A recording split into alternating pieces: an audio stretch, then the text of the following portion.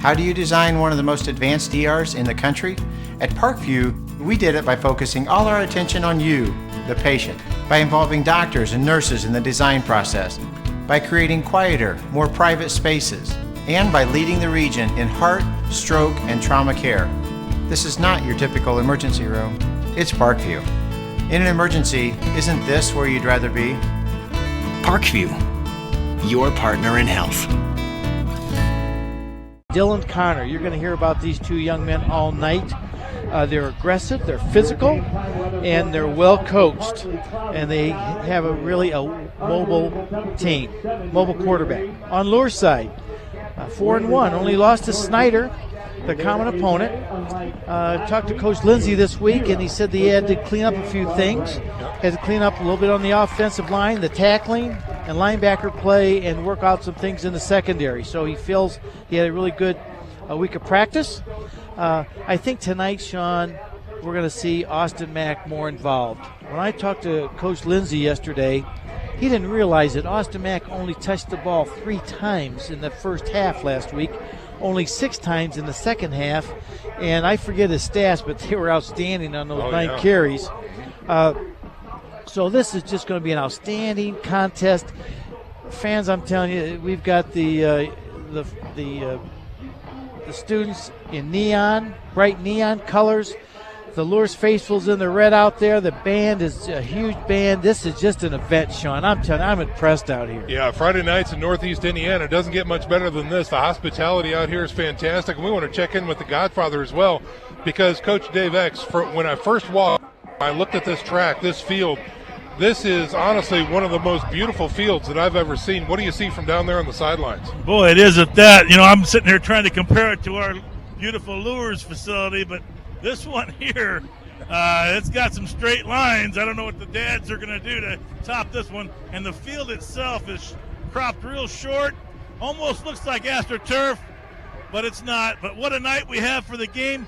For the coin toss, the Knights won the coin toss and deferred and decided to kick away from the scoreboard. So a little bit of wind cross field shouldn't have too much effect on the play. High clouds, wispy clouds here, mostly clear, and 65 degrees out here at Carroll. A beautiful night for high school football here in Northeast Indiana. This is a signature SAC matchup tonight between the Carroll Chargers and the Bishop Luers Knights. And folks, just a reminder that if you can hear this game, it's thanks to our communication sponsor, Dr. Todd and Mary Briscoe and Briscoe Family Dentistry. Their generous financial support helps make this Redeemer Radio Sports broadcast possible. If you need emergency dental care, call Dr. Briscoe at 260-486-9950. And the Bishop Luers Knights make their way onto the opposite sidelines here. Again, as Mark mentioned before, we're broadcasting outside here at Carroll. Beautiful facilities, but again, they forgot about us folks in radio, and there's no room in the press box. They built a beautiful stadium, but they didn't build a very big press box, Sean. That's exactly right. So the Bishop Luers Knights come out and are huddling over on the opposite sidelines. And again, this is Homestead, so the band is lining the field, awaiting the Carroll Chargers. And we are set and ready to go. In about 2 minutes, we're going to kick things off here, and this place is going to erupt when the Carroll Chargers take the field. As we wait that, let's talk to Mark Watts and his keys to victory for both squads. Thank you so much, Sean. Keys to victory for Carroll. Offensively, they need to run the football to set up their play-action pass. Aiden Smith, their quarterback, dual threat runner and a thrower, and if they can run the football effectively, that's going to set up their play-action pass. Defensively, they need to be physical. They need to put pressure on Wazenski. Wazenski's more of a pocket passer, so if they can really give him a lot of pressure, it's going to. They need to do that to be successful defensively. On Luers' side, they need some big plays out of Austin Mack tonight. They just need some big plays. Austin Mack has to touch the football more than 9 times. Yeah. He's a Division I All-Star. He's Ohio State. He's really one of the best players on the field, if not in the city or the state. He's got to get more involved, and I think everybody knows that, even Carroll. Defensively, this is going to be the key to the game, I believe. 2 points. They have to contain Carroll. Carroll is really good about getting around the edge, and they have to pressure Smith because If they don't pressure Smith, he'll pick them apart. Snyder last week, they had some effectiveness on Smith because when they put some pressure on him, he had a little tougher time. And last but not least for Bishop Luers, and we're going to watch this tonight, the secondary needs to clean some things up. They just did not get it done last week, and if they don't play well tonight, Luers cannot win. Well, and that's one of the keys I wanted to talk to you about as we still await the Carroll Chargers coming onto the field, is the secondary play of Bishop Luers and how absolutely critical it is for them tonight to really, really show up and shine because they are going to be tested like they haven't been tested before, maybe other than Snyder. But this Carroll offense is very, very dangerous. Not only can Aiden Smith throw, but again, you talked about it. When he gets to that edge, he takes off, and you got to scamper to the ball. One thing they did, Austin Mack was playing a corner. He's playing free safety tonight, Sean. What Concordia did last week, they just threw away from Mack. So they only threw his way 2 times. So by putting Mack in the middle of the field, at least he should be more involved in play, and he can help a little bit more in the run. So they've got Charlton on one corner, Jack Johnson on the other corner, and Bussell will be either maybe more free or strong safety from his free safety position. So they have made a couple of adjustments back there in the secondary that hopefully they'll help. All righty. Well, again, we are awaiting the Carroll Chargers as they're lined up in their end zone. They are getting amped up here as we are getting ready to kick off week 6 football action here in the SAC. The Carroll Chargers versus the Bishop Luers Knights from Carroll Field right here on the northwest side of Fort Wayne. Again, the sun is setting. We've got 65 degrees. The lights are already on. We've got a wind coming out of the east, blowing directly west. Could very well be a factor. It certainly is up here in the stands. Dave talked about it down on the field already. And here come your Carroll Chargers, ladies and gentlemen, coming out, crossing the midfield stripe and coming over to the sidelines, getting a rousing applaud by the Carroll faithful. And we are getting ready and set to go. Sean, this is what we thought we were going to see when Homestead and Carroll came into the conference. Yes. 2 good football teams, 2 good football programs, 2 beautiful football facilities, 2 6A schools, and they have brought a lot. It's just the event here. It's just gorgeous. It's just high school football as it's meant to be. That's exactly right. The stands are absolutely full here, including the overflow stands in the south end zone over there. So the Carroll faithful showing up. They know this is going to be a whale of a game. The Luers faithful have shown up on the far side of the field. Good outpouring of support here at Carroll High School for the Bishop Luers Knights, and they're faithful out as well. And what a beautiful evening we have in front of us, Mark. A couple of observations before we get started. I think Carroll, when they played Snyder and North, they weren't used to the speed of those 2 teams. So now, because you can't practice against that type of speed, you just cannot do it. So they've seen that. So I think Luers' speed will not affect Carroll as much as maybe Snyder's and especially Northside's early. And on Luers' side, they've played big. You go up against Bishop Hartley, they've seen the big schools. They've played against the big boys. I mean, we've got a very big offensive line for Carroll. They're averaging, 263 in their offensive line. They're used to it. They've played the big schools, so they're not going to be intimidated. I think this is just sets up to be one great football game. That's exactly right. The ceremonial coin toss is over, and it looks like the Bishop Luers Knights are going to be they're going to be kicking left to right on your radio dial. That's number 88, Williams, out there getting ready to kick it off from the 40-yard line. And we are moments away from starting this contest here. Coming out will be the offense for the Carroll Chargers, led by number 11, Aiden Smith. Again, he is a Big Ten recruit going to Northwestern University. He is number 11, standing 6'2", weighing 190 pounds. He is a senior.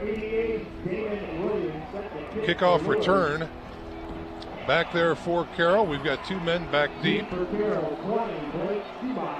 And that's Schumacher, number 24, and Novotny, number 22. Oh, you even beat the PA announcer. Here is Williams' kick, taken by the up back at the 20-yard line. 25, 30, 35. He's got a seam, rolls out to the 40, and dropped right there. Oh, Sean, I've been anticipating this game all week. Just the atmosphere again. We see there's crowds just all over the place. Just really neat. So Bishop Luers wearing their white jerseys with red numbers, black pants, and black helmets. And the Carroll Chargers coming out with their blue uniforms, white numerals, and silver trim, silver helmets. Bishop Luers in their 4-3 defense. Aiden Smith has 2 men in the backfield with him. 2 wideouts to the right, 1 wide left. Here's a snap. Handoff, no. Play action, yes, looking deep, across the middle. He's got a man over the fingertips of the intended receiver that time, and that's going to be an incomplete pass. That was a good play action pass. We talked about the play action, how they need to run the football, and boy, he had Johnson beat. The free safety was not there, and he just overthrew him. But that's good coaching right there. They saw something on film, they set it up, and if he just takes a little bit off of it, that's 6 right off the bat. J.P. Anzini, number 33, the intended receiver that time. He's going to wind up lined up again, far to the right, trips right this time, 1 left, and a single setback. Man in motion behind the running back. Here's a handoff, jet sweep to the left side. Great contain that time, and he doesn't get much. Justin Becker, number 10, the ball carrier, gets back to the line of scrimmage. Does he get a yard? Yes, he will get a yard, bringing up 3rd and 9. Sean, Justin Becker, 5'9", 140. He's their speedster. Yes. He's the one that they like to get outside wide, and he also likes to go deep on the passing routes. Brings up 3rd and 9 for Carroll. They check their wrists, come up to the line, same formation. Trips right, 1 left, and single setback. From the shotgun, here's a snap. He's looking to throw. Looks right.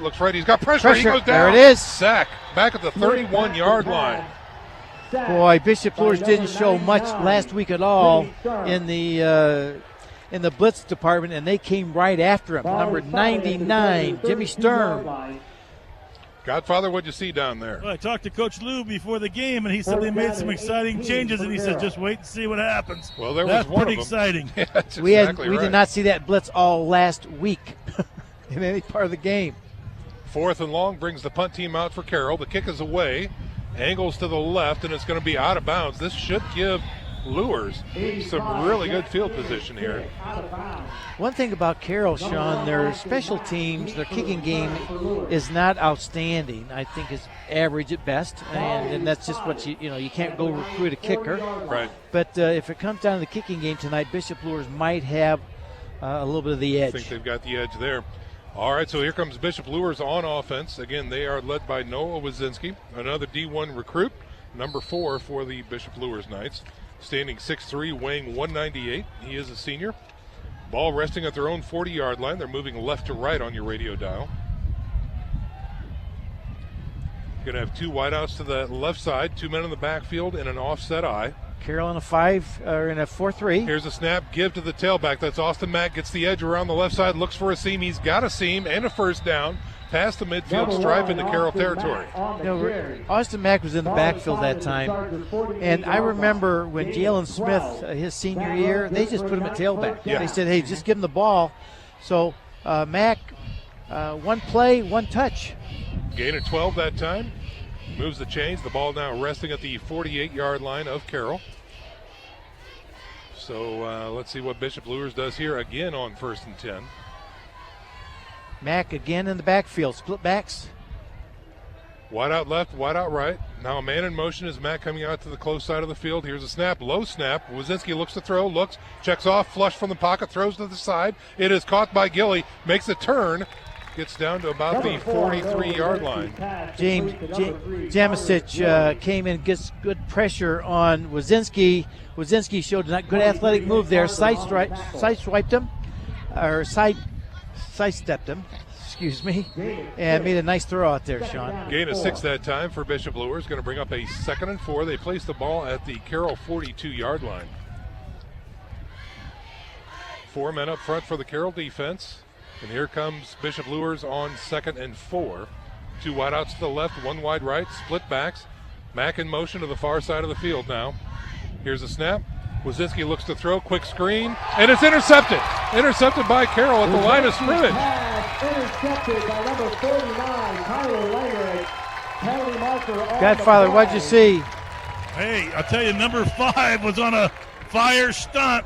That's through the guard center gap, and he put pressure on number 4, Noah Wazinski, and I'll tell you what, he threw it right to the defender. Well, what it didn't let the screen pass develop. Wazinski got it. Connor was right in his face, so he had to get rid of it, and he just put it there. The other linebacker read it. So with that pressure by Dylan Connor, never let Wazinski get deep and let the whole thing set up. Tyler Lengrich accredited with the interception there for Carroll, and here comes Carroll on offense. 1st and 10 at their own 42-yard line. Aiden Smith in the shotgun, single setback, trips to the right, one wide left. Man in motion now. Here's a quick give. Up front, looking for some room, is the tailback. He finds it, gets into the linebacker floor before he's taken down after a nice gain. That's number 22 on the carry that time for Carroll. And, of course, that's Novotny. I was talking to Coach Dinan before the game. He said, Mark, we have to run the football to be successful tonight. And that's the first good run they've had. 2nd and 5 now. 2 wideouts to the right. I formation. Smith under center, now man in motion towards the center of the line. Here's a give to the tailback, Novotny again. Looking for room through the middle. He's got it, and he's going to be close to a Carroll first down. Stopped by Aiden Smith that time, the middle linebacker. And right now, Carroll looks like they're just going to pound it. Yeah, that's exactly right. They're coming out, they're not huddling. They're looking, getting up the line of scrimmage quickly, and Sean call. 3rd and 1 now. Not enough for a first down there. I formation, quarterback under center. Smith has it, pushes forward. He's got a first down. Initial observation on both these teams, they are ready to play. Yes. We've seen teams come out here, and this is fast. This is fast football right now. So Carroll off of the interception now into Luers territory for the first time. Ball resting at the Luers 46-yard line with 8:28 to go in the first quarter. Zeros on the scoreboard. Smith is under center. Give to the tailback, follows his fullback, looking for some room. Not too much there. Tried the right side, and he ran into a wall. Oh, big play there. Jet. Bishop Luers that time angled right toward the play. Jet came in that gap. Caught him from the backside. Nice play by Jet. Showed his quickness that time. Call that a gain of a short one, bringing up 2nd and long for Carroll. Smith will be in the shotgun with twins left, twins right, and a single setback. Here's a snap, play action, rolling right. He's got pressure. Looks downfield, guns it. Off the hands, almost picked, but incomplete. That's one thing that Aiden Smith does so well. They sprinted out to his right, and he got the edge. He had a wide open field, just led his receiver too far to the inside. Yeah, Becker, the intended receiver that time, number 10, couldn't reach the ball, so that's an incomplete pass, bringing up a 3rd and long now for Carroll. He had him open, though, Sean. That he did.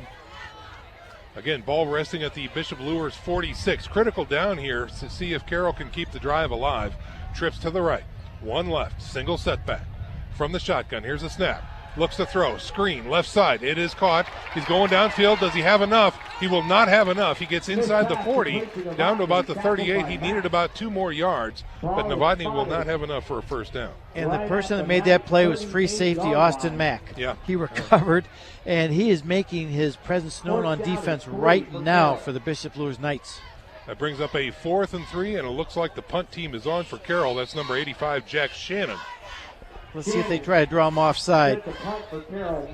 He's standing at his own 47. Here is the snap. He launches it from the 50. Again, angling left and nearly out of bounds, but deep that time. So they may have pinned Luers back this time. Let's see where the spot is.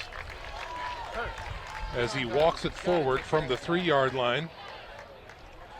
Looks to be close to the 10. We'll get a spot on that. Well, folks, Redeemer Radio has one travel sponsor, and that's H&L Electric. Specializing in commercial electrical needs for the business community, H&L can handle the smallest to the largest of projects for your business. Call Pete Henry at 260-357-0123. I'd like to get the offensive line for Bishop Luers. Underwood, Palmer, Reeder, Starks, and Banks. 6 foot, 254-pound average on that offensive line. Here comes Noah Wazinski, and behind that big offensive line on offense, he's got split backs, a wide out left and right. Mack now in motion to the far side of the field. Looks to throw, looks, pulls, throws, goes deep. He's got Mack open, and it is a catch at the 40-yard line. Markey had to go down to get it, but he did get it. What a nice play call. What they did put Mack in motion, then he did the wheel route, which you go to the sideline and you kind of make an arc up the sideline. And Wazinski couldn't see him at first. He throws it up there. Mack went and got it.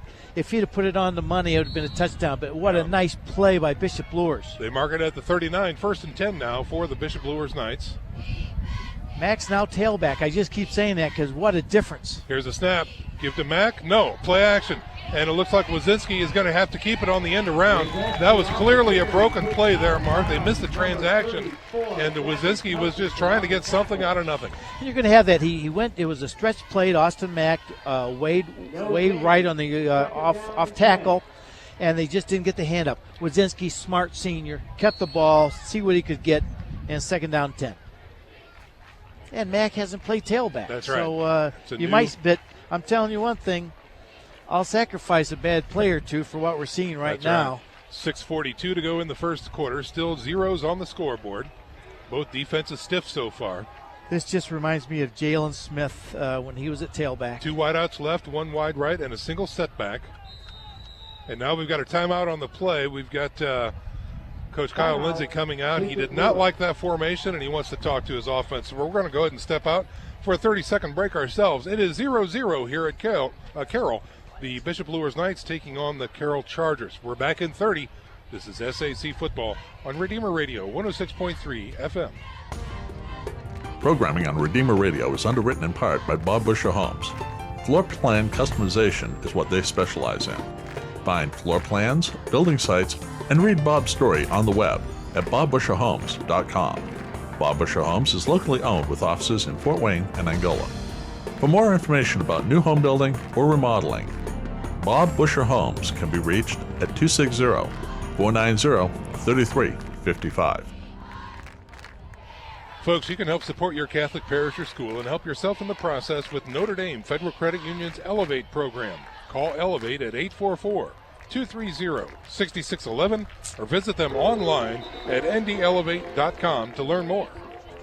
Again, if you're just joining us, fans, when I talked to Coach Lindsay this week, he said Austin Mack needs to touch the ball more.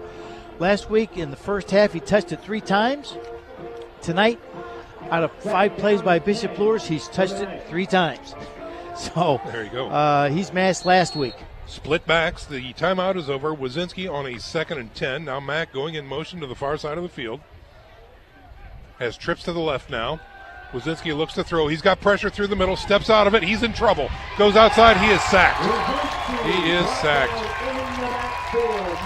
James Jamich. Jamisic again, and we mentioned pregame. We're going to hear a lot about him and from Dylan Connor. And Jamisic that time just put good pressure. Wazinski sidestepped him the first time and couldn't find anybody open, and Jamisic just finished him up.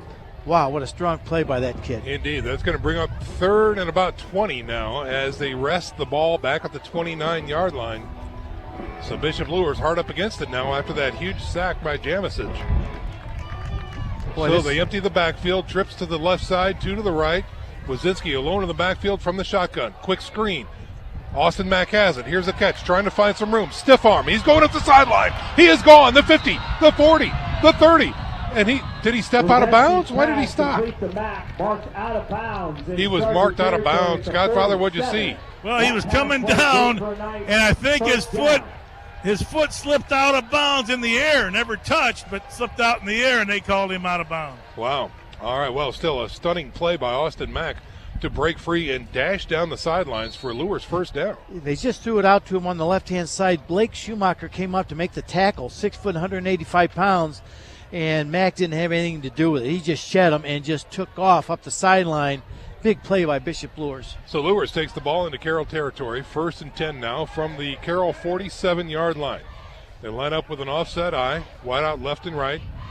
Mack outside to the right side here. Here's the give. Jalen Charlton finding his way down to the 40-yard line. Nice run that time by number 29. I think Coach Lindsay's done a great job offensively, Sean. He is put Austin Mack in the tailback, in the wing back. He's put him in motion, and it's confusing Carroll's defense. They've got to find him, and that time they split him out, and they just ran away from him. So he is such a big presence on this field right now. Carroll is a little out of whack. We'll call that a gain of 7, bringing up a 2nd and 3 for Bishop Luers. 5 minutes to go here in the first quarter. Still zeros on the scoreboard. Luers once again in Carroll territory at the 40. Here's a snap. Fake the jet sweep. Give to Charlton through the middle. Nothing doing. Shut down that time by Jamisic. No gain on the play. Godfather, what do you have? Well, you get a sense of preparation on both of these teams being on the sidelines. You can see that Luers has got a lot of weapons, but and they're moving the ball. But the Chargers seem to have well prepared for this game, and they're up for the challenge. They're bending. I don't see them breaking quite yet. It's a good call. So no gain on the play, bringing up a 3rd and 3 for the Knights. They will line up with 2 wideouts on the short side. 1 wide on the left is Austin Mack. On the right is Austin Mack. Single set back is Charlton. Looks to throw. Quick screen. Thrown to Dippold. Did he catch the ball? I think he did. He so did. The slant, not the screen that time, is successful to Dippold, number 23, and they move the chains. I hate to keep bringing up Austin Mack, but he's newsworthy right now. They split him out wide to Luers' right, and there was 2 defenders out there. They're double covering Austin Mack, so that let Dippold wide open. They just didn't have enough people. Great catch that time by Dippold. It was thrown a little bit behind him, but he was able to bring it in. And again, move the chains for the Bishop Luers Knights. 1st and 10 in Carroll territory, down to the 38-yard line. From the shotgun is Wazinski. 2 men in the backfield with him. Fake, play action. Looks to throw. He's going left. He's going to go it alone. Tuck it and run. Going out to the flats, runs down and falls down without getting hit. But he took an awkward angle there, and I think he might be hurt. Oh, Sean, he stumbled, and it looked like he just was trying to protect himself, but I think he hurt himself going down. Well, it looked like he didn't know whether to just fall down or take a slide, and so he went down very poorly, and this may be a leg injury. Oh, boy. Wazinski is down. Godfather, what do you see? You're right in front of him. Well, I'll tell you what, guys. I mean, I don't like to get into details. I want to say that he's being treated right there. We'll just see how it comes out here. We're going to go ahead and step out for a little break here as Noah Wazinski is being attended to down on the field. The Bishop Luers Knights 0, the Carroll Chargers 0. First quarter of action 3:37. We're back in 30.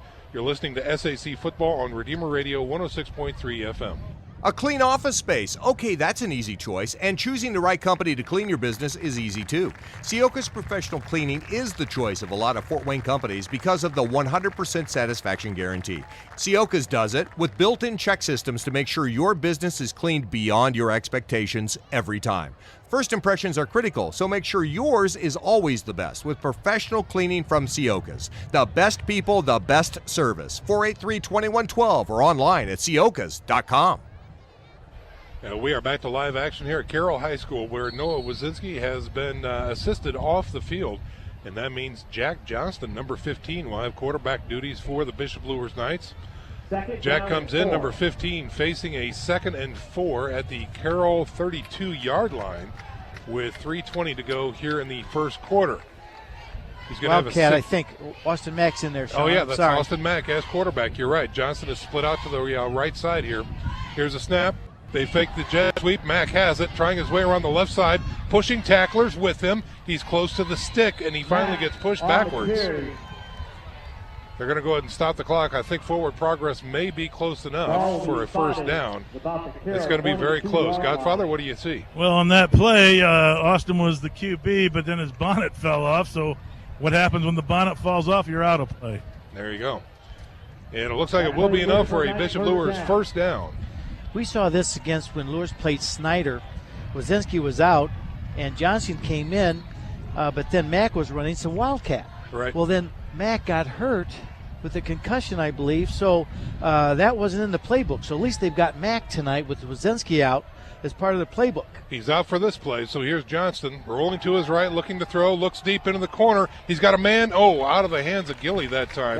Incomplete, and they're going to burn that down. Just about a good play for your first throw, 10-yard out, and he overthrew him, but I'm sure Mr. Johnson wanted to make sure he just was only going to give Gilly the only one that could catch that one. Well, that's exactly right. I was just going to say better to throw it a little too far than a little too short on that route. Exactly. Luers has something going here on the 22-yard line. 0-0, 2:47 left in the first quarter. 2nd and 10. Johnson's going to have 2 men in the backfield with him. A wide out left and a wide out right is Austin Mack. He's back in the game. Offset I. Here's a hard count. They don't pull him off. Get to Charlton around the left side.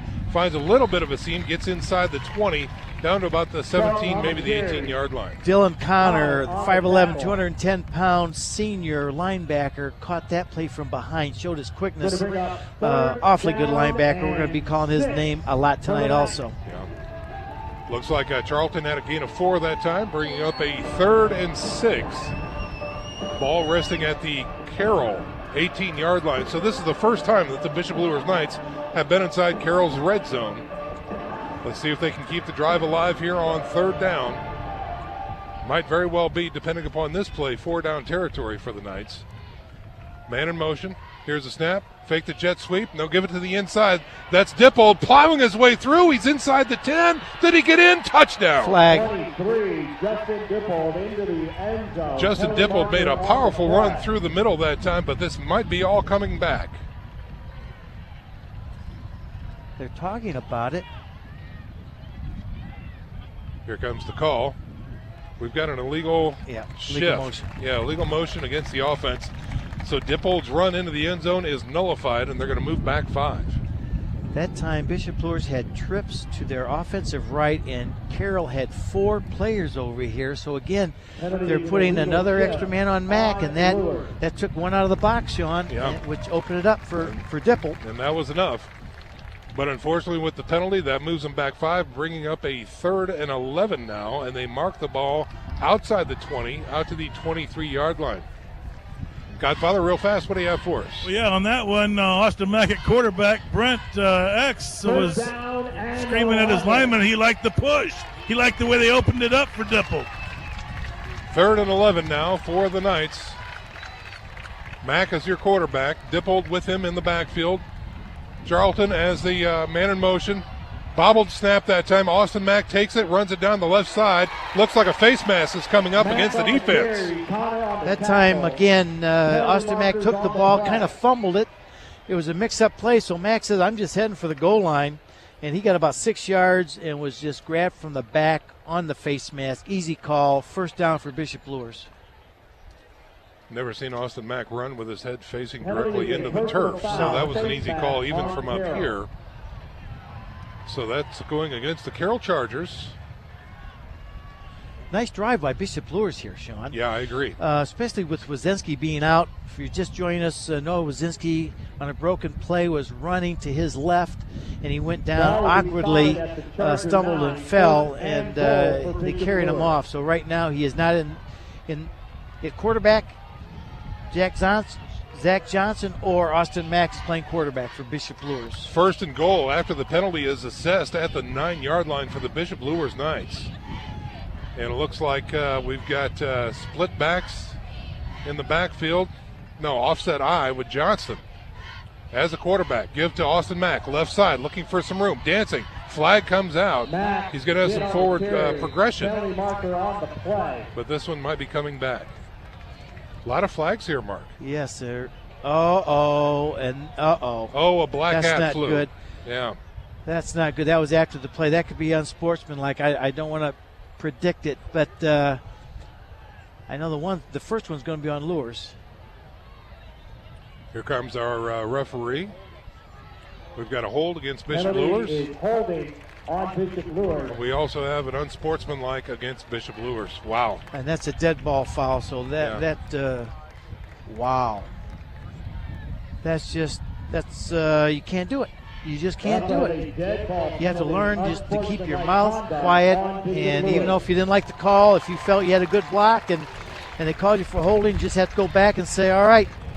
But that really cost Bishop Luers a lot. 2:07 to go here in the first quarter as they assess the penalties against Bishop Luers. Still zeros on the scoreboard. Bishop Luers was facing a 1st and goal from the 9-yard line, and now they're going to be pushed out north of the 30, and the ball is resting now at the 34-yard line.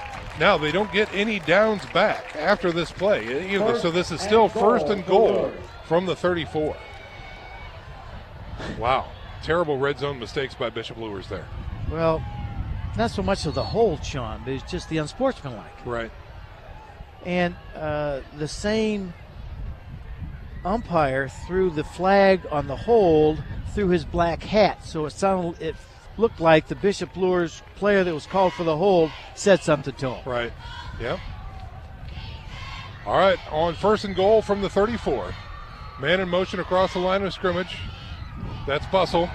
Johnson, quick screen, left side. Oh, he's met. And that's going to be an incomplete pass. The ball was separated from Austin Mack on a big hit that time by the Carroll linebacker.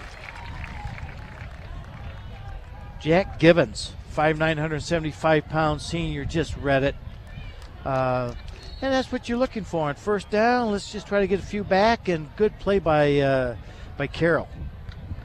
So no gain on the play. I've called offensive plays, Sean. There's not too many in the playbook. 2nd and 34, goal to goal. That's right. All right, let's see what they do here. 2 wideouts to the right side. That's Gillian Mack on the right side. Man in motion, going to be trip south here now.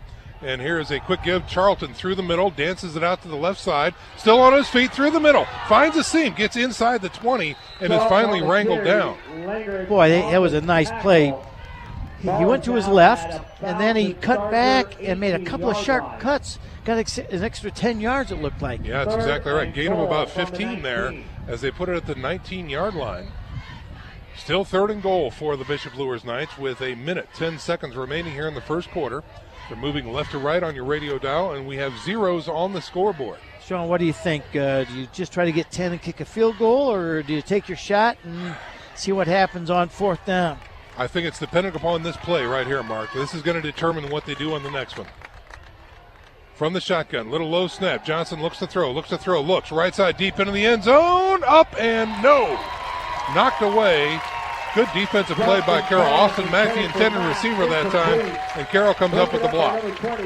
Blake Schumacher made that play.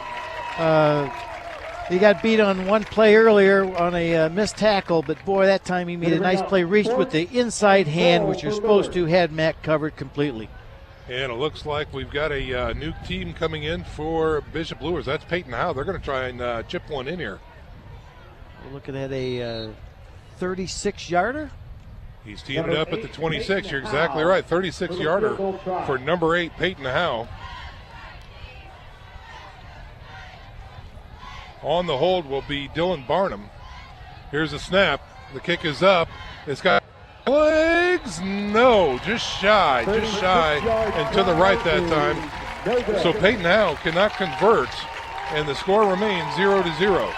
Well, Bishop Luers is going to look at that film and say, listen, no matter if you get a holding call, you cannot have that unsportsmanlike, because if they had that 15 yards back, he makes that field goal, I think. Well, and Charlton gets them even that much closer. Exactly. That's exactly right. So nobody to blame but themselves for the Bishop Luers Knights there, as they fail to convert from 1st and goal from the 9 after those mistakes.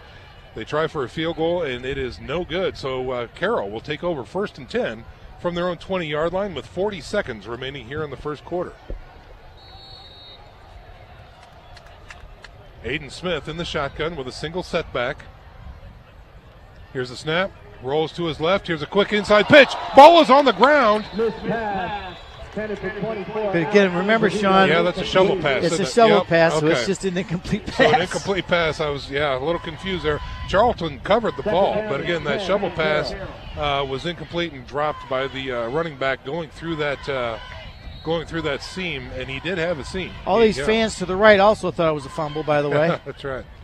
All right, so an incompletion brings up 2nd and 10. Man in motion. Here's a snap, fake, give to the tailback through the middle, and he is buried. That might even be a little tackle for loss. Austin Mack with a tackle. He went up, played defensive end basically, and just went and made the tackle. Wow. Yeah. He's all over the place tonight. 20 seconds remaining here in the first quarter. Will they get the snap off, or are they going to call the teams over and talk about it, is the question. That was actually a slight gain, going to bring up a 3rd and 8 for Carroll. And I don't know that they're going to get a play off here, as now we are at 5 seconds to go.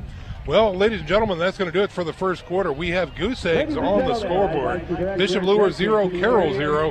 It's all shaping up to be a real barn burner here tonight out here in Carroll country. Stick around, folks. We're back after this 1-minute break. You're listening to SAC Football on Redeemer Radio 106.3 FM. Spherion Staffing, locally owned by the Pentenberg family, excels in finding the best candidates for industrial, clerical, customer service, non-clinical healthcare, IT, and professional direct hire placements. Spherion clients are accustomed to getting the right employees at the right time, every time. Spherion Staffing supports the proud excellence of the Dwenger Saints and the Luers Knights, both on the field and in the classroom. Whether you are seeking your next career move or searching for great employees, call us at 260-496-9900 or visit us on the web at spherion.com/FTWayne. Hi, sports fans. Sean McBride here, inviting you to try the barbershop experience. St. Joe Center Barbershop, located at the corner of St. Joe Center and Maple Crest, prides itself on professionalism, cleanliness, and a family-friendly atmosphere. In their 3rd generation of family ownership, they have a combined experience of over 125 years. Give them a call at 485-6981. It's my barbershop of choice. That's St. Joe Center Barbershop at 485-6981. We are back to live action here at Carroll High School, where the Bishop Luers Knights facing the Carroll Chargers. Zeros on the scoreboards to start the second quarter. Carroll with the ball. They've got a 3rd and 8 coming up from their own 22-yard line. Smith has a single setback. 2 wideouts left, 2 wideouts right. Smith looks to throw. Rolls to his right. Rolling, throwing, firing, and does he have him? I think he does. That's Becker going down low to get the ball. But it is a catch, and that will be enough for a Charger first down. That's that sprint out pass that he's so excellent about. Oh, that's coming back. That's a holding penalty against the Chargers. We've seen some penalties tonight. That we have. Both sides, so they're fair to everybody. Equal opportunity penalizers, the men in stripes tonight. Well, folks, this gives us an opportunity to talk about our first quarter sponsor, Eisman Property Management. They're a local company that offers owner services for residential properties from a single home to large complexes. So give Eisman Property Management a call at 456-RENT or find them on the web at www.456rent.com. Well, we talked about Bishop Luers had an unsportsmanlike penalty that really cost them. Let's see if this hold really cost Carroll on this drive. 3rd and 21 now for the Chargers. Ball resting at their own 9-yard line. Smith looks, fires deep, right side. He's got a man, and that's going to be an incomplete and a flag coming out. Let's see. It looks like the intended receiver that time for Carroll was number 2, and that is Schmeling, Jordan Schmeling. This is going to be an interesting Let's see who they call it on, because Jack Johnson had the coverage out there. It looked good from here, but I did see that offensive receiver climbing Johnson's back to get to the ball. Oh, wow. Oh boy. Well, that call went against the Bishop Luers Knights. Now, it was 3rd and 21. And let's see, they're going to mark this now at the 25-yard line. So they still have a challenge here. Look like 3rd and 5.5 coming up for Carroll after the penalty. Godfather said, yes, Johnson was not looking at the ball. That's probably why he got the penalty. So we got trips to the left, 1 wide right, and a single setback from the shotgun. Here's Smith, number 11. Play action. Looks, fires, down. Johnson goes up, picks it.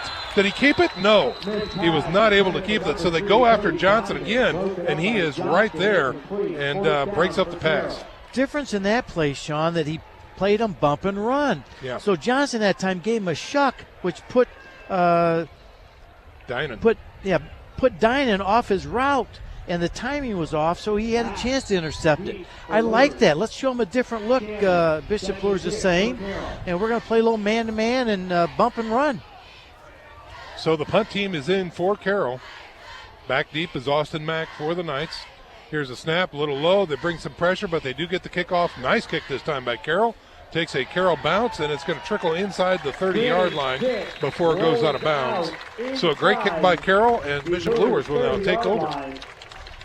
With 11:35:00, who'd ever think it? Yeah, I mean, you talk about both of these teams with so much D1 talent on both of these squads. You think it'd be, 21-14 at this point, or 28-21, something like that. And we've got goose eggs. And what we saw last week with Bishop Luers scoring in Concordia kind of at will, but it's a well-played game. That's exactly right. This is a hard-hitting, well-played football game. Just a few penalties have cost both teams right now, I think, Sean. All right, so here comes Jack Johnson in from the sidelines with the play. Luers back on offense. Ball resting at their own 28-yard line. 1st and 10 for the Knights coming up here as they break huddle. Austin Mack's going to be wide to the right side. They're moving right to left on your radio dial. Offset eye in the backfield. Johnson with the shotgun. Give to the tailback. Charlton going to the right side. Finds a seam. Spins out of one. Still on his feet. Finds a blocker. Still on his feet. Past the 40, the 45, the 50. Down into Carroll territory. Look at that young man run. Charlton, number 29. Coach Dinan is not happy right now with the missed tackles. Oh, my goodness. 4 or 5 missed tackles on that play. Oh, boy. Heck of a run, though. Godfather, what'd you see? No, I mean, they're missed tackles, but the style and the ability of Jalen is hard to tackle. He moves sideways. He moves in every direction. 1st and 10 for the Bishop Luers Knights. Ball Carroll territory at the 49. Johnson from the shotgun. Give to Charlton again. Left side. This time he's hitting the backfield. Wrangled, wrapped up by about 6 blue jerseys. Led by Zach Schaefer that time. The 6'3", 265-pound senior came off his block, went right down the line like he was supposed to. Nice play. Loss of about 2. So going to mark it from the Carroll 49 to the Luers 49. That brings up a 2nd and 12 for the Knights. Luers tried their counter tray that time where they're faking to the right, pull both the backside tackle and guard to their left, and Schaefer just read it and went right down the line and made the play. So they break huddle and come to the line. We've got 2 wideouts, Dippold and Mack on the right side. One to the left is Gilly. In the backfield is Charlton. They give it to Charlton through the middle. He finds a seam. He is gone. He's got that 10 yards and more into Carroll territory, down at about the 38-yard line. Right now, Underwood, Palmer, Reeder, Starks, and Banks are starting to open some holes for Bishop Luers. What I feel I'm seeing right now, their starting quarterback is hurt, and that hole, those 11 kids out there are saying, hey, we're going to pick you up, brother, and they've just picked up their game offensively. Ball resting at the Carroll 37-yard line on the back of Charlton's run. That's a 1st and 10 for the Bishop Luers Knights with 10 minutes to go here in the second quarter. Still 0-0. Knights charging now. Here comes the Wildcat. Austin Mack is quarterback.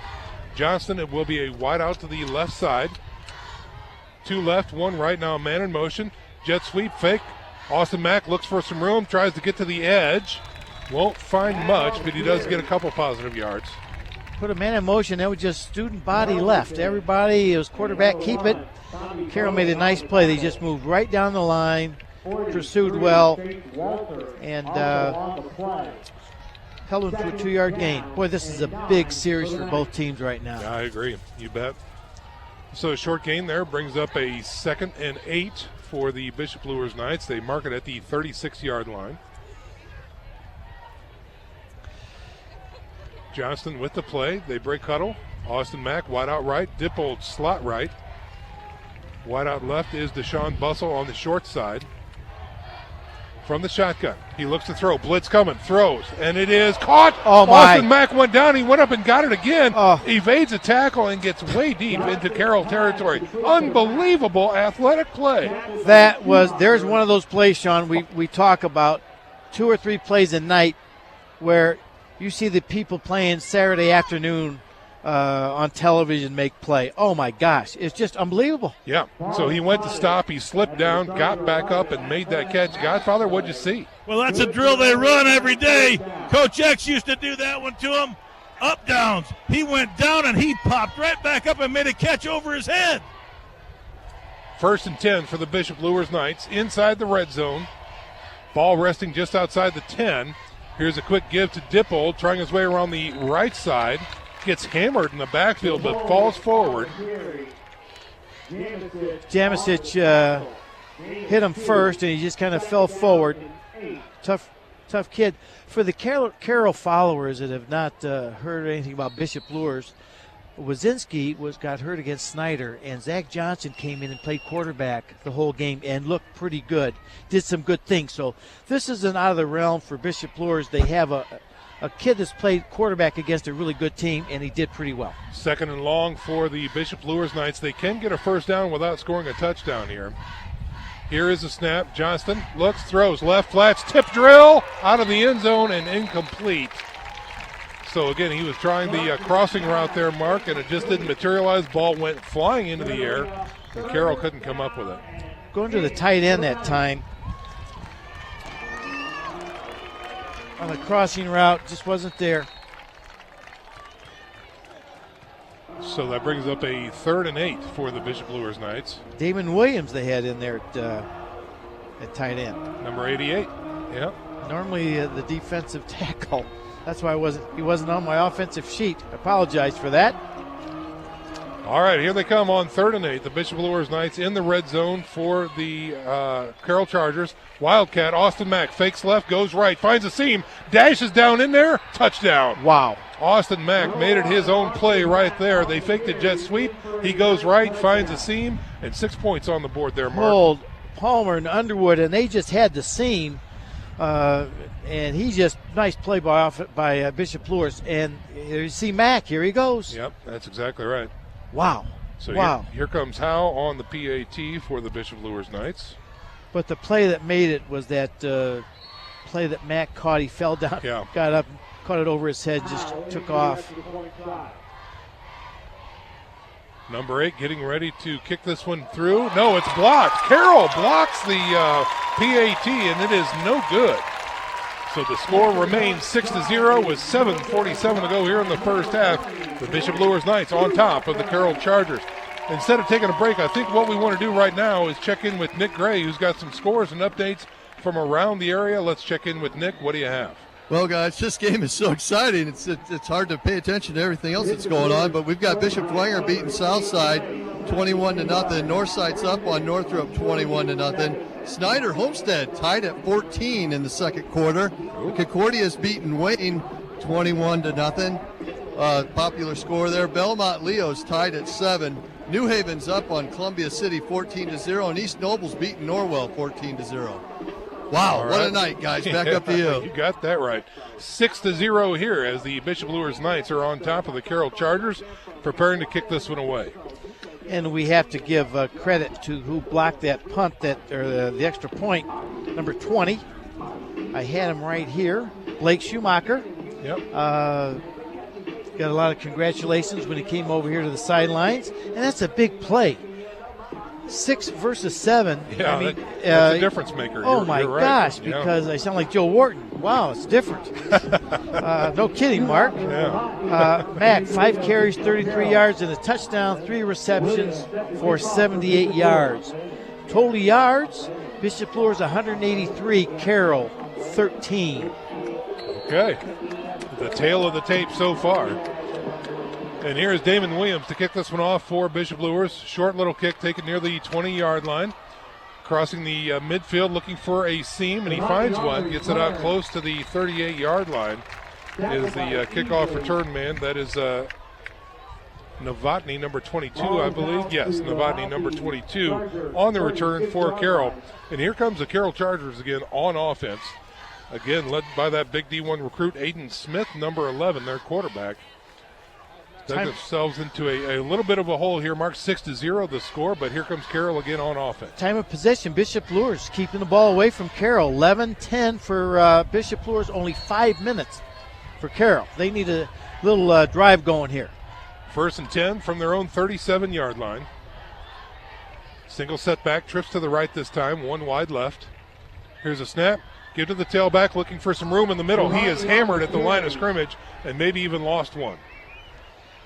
Damon Williams I understand. I know he plays defense. I didn't know he played tight end. That time again, he slanted. They're moving. They're not charging right away. They're taking the gap, and he's quick enough to get inside Carroll's offensive tackle to make the play. So a small tackle for loss. We'll still keep it at 2nd and 10. Here's a snap. Looks to throw. Flats left side. He's got him. That is Becker, number 10, on the catch that time. Won't have enough for a first down. Gain of 3, possibly 4, past the 40-yard line, and not much more. I was watching Williams again that time. He used a swim move to hit the shoulder of the guard, and he was right by him, putting pressure on Smith right away. So the ball resting at the 41-yard line now. 3rd and long coming up for Carroll. He's looking to throw. Checks out of the pocket, rolling to his right, throws downfield, and in and out of the hands of Becker, the intended receiver. And boy, oh boy, if he was a couple inches taller, I think he brings that one in, Mark. I'm going to give credit to Bishop Luers' defense, though, Sean. Yeah. They are putting pressure on Smith when he's rolling out. Yep. Again, we saw Williams get width that time and came up and forced him to throw that a little bit tall. Yeah. He did not have that open area that I've seen on film the last few weeks that he's had in the past. Well, Jack Shannon is in to punt again for the Carroll Chargers. He'll launch this one from about his own 25, call it 30-yard line. And here is a very nice kick that time. And again, it's going to take a Carroll bounce, and it's going to run out of bounds. And they're going to mark it north of the 20 at about the 22-yard line. He's doing such a good job because they're not kicking to Mac. He's kicking to the sideline, but instead of kicking it way left to the sideline, he's got that on a nice angle, so he's getting good distance when it gets to the sideline. Great job by that kicker. Okay, so here comes Bishop Luers on offense again. And again, changing duties back there will be Jack Johnston and Austin Mack. And it looks like Johnston, number 15 this time, will have a single setback in Charlton. 2 on the short side, 2 on the wide side. Now a man in motion across the line of scrimmage. They fake to him, give to Charlton through the right side. He's got some room. He's got that 10 yards. 2 flags coming in this time. And this one might be coming back. That was that counter tray again. Bishop Luers had good success with. They scored with it last time with Austin Mack. They fake going to their left. They pull their backside guard and tackle around to the right. And that one, the head linesman, just tried to hit the kid with the flag. He threw it about 10 yards. Yeah. And so the call comes in. It is holding against Bishop Luers, and this one's coming back. Looks like they're going to start the mark off from the 25, so this will go down to the 15-yard line. Bishop Luers last year had problems with penalties. Many times they'd be in the triple digits. And earlier this year they were doing a pretty good job, but not tonight. 5 penalties for 55 yards. First down, 18. Not good. So they mark this back at the 14. They need to get out to the 32-yard line for a first down. On first and very long for the Bishop Luers Knights, it looks like Mack is back there in the quarterback position. And it's going to be a quick give to the end around jet sweep. Still on his feet, past the 20. Ball comes squirming out apparently. There was a large scrum after the play. Still shy of that original line of scrimmage. And that's going to bring up a 2nd and 12. Tyler Lengrich really laid the wood to that running back, and good hit there. So 2nd down and 12 for Bishop Luers. So Charlton gets some of the yardage back. Still facing a tough one here. 2nd and 12 for the Bishop Luers Knights. 5:52 remaining in the first half. The score is 6-0. Bishop Luers on top of the Carroll Chargers. So Luers on 2nd and 12 from their own 20. Here's a snap.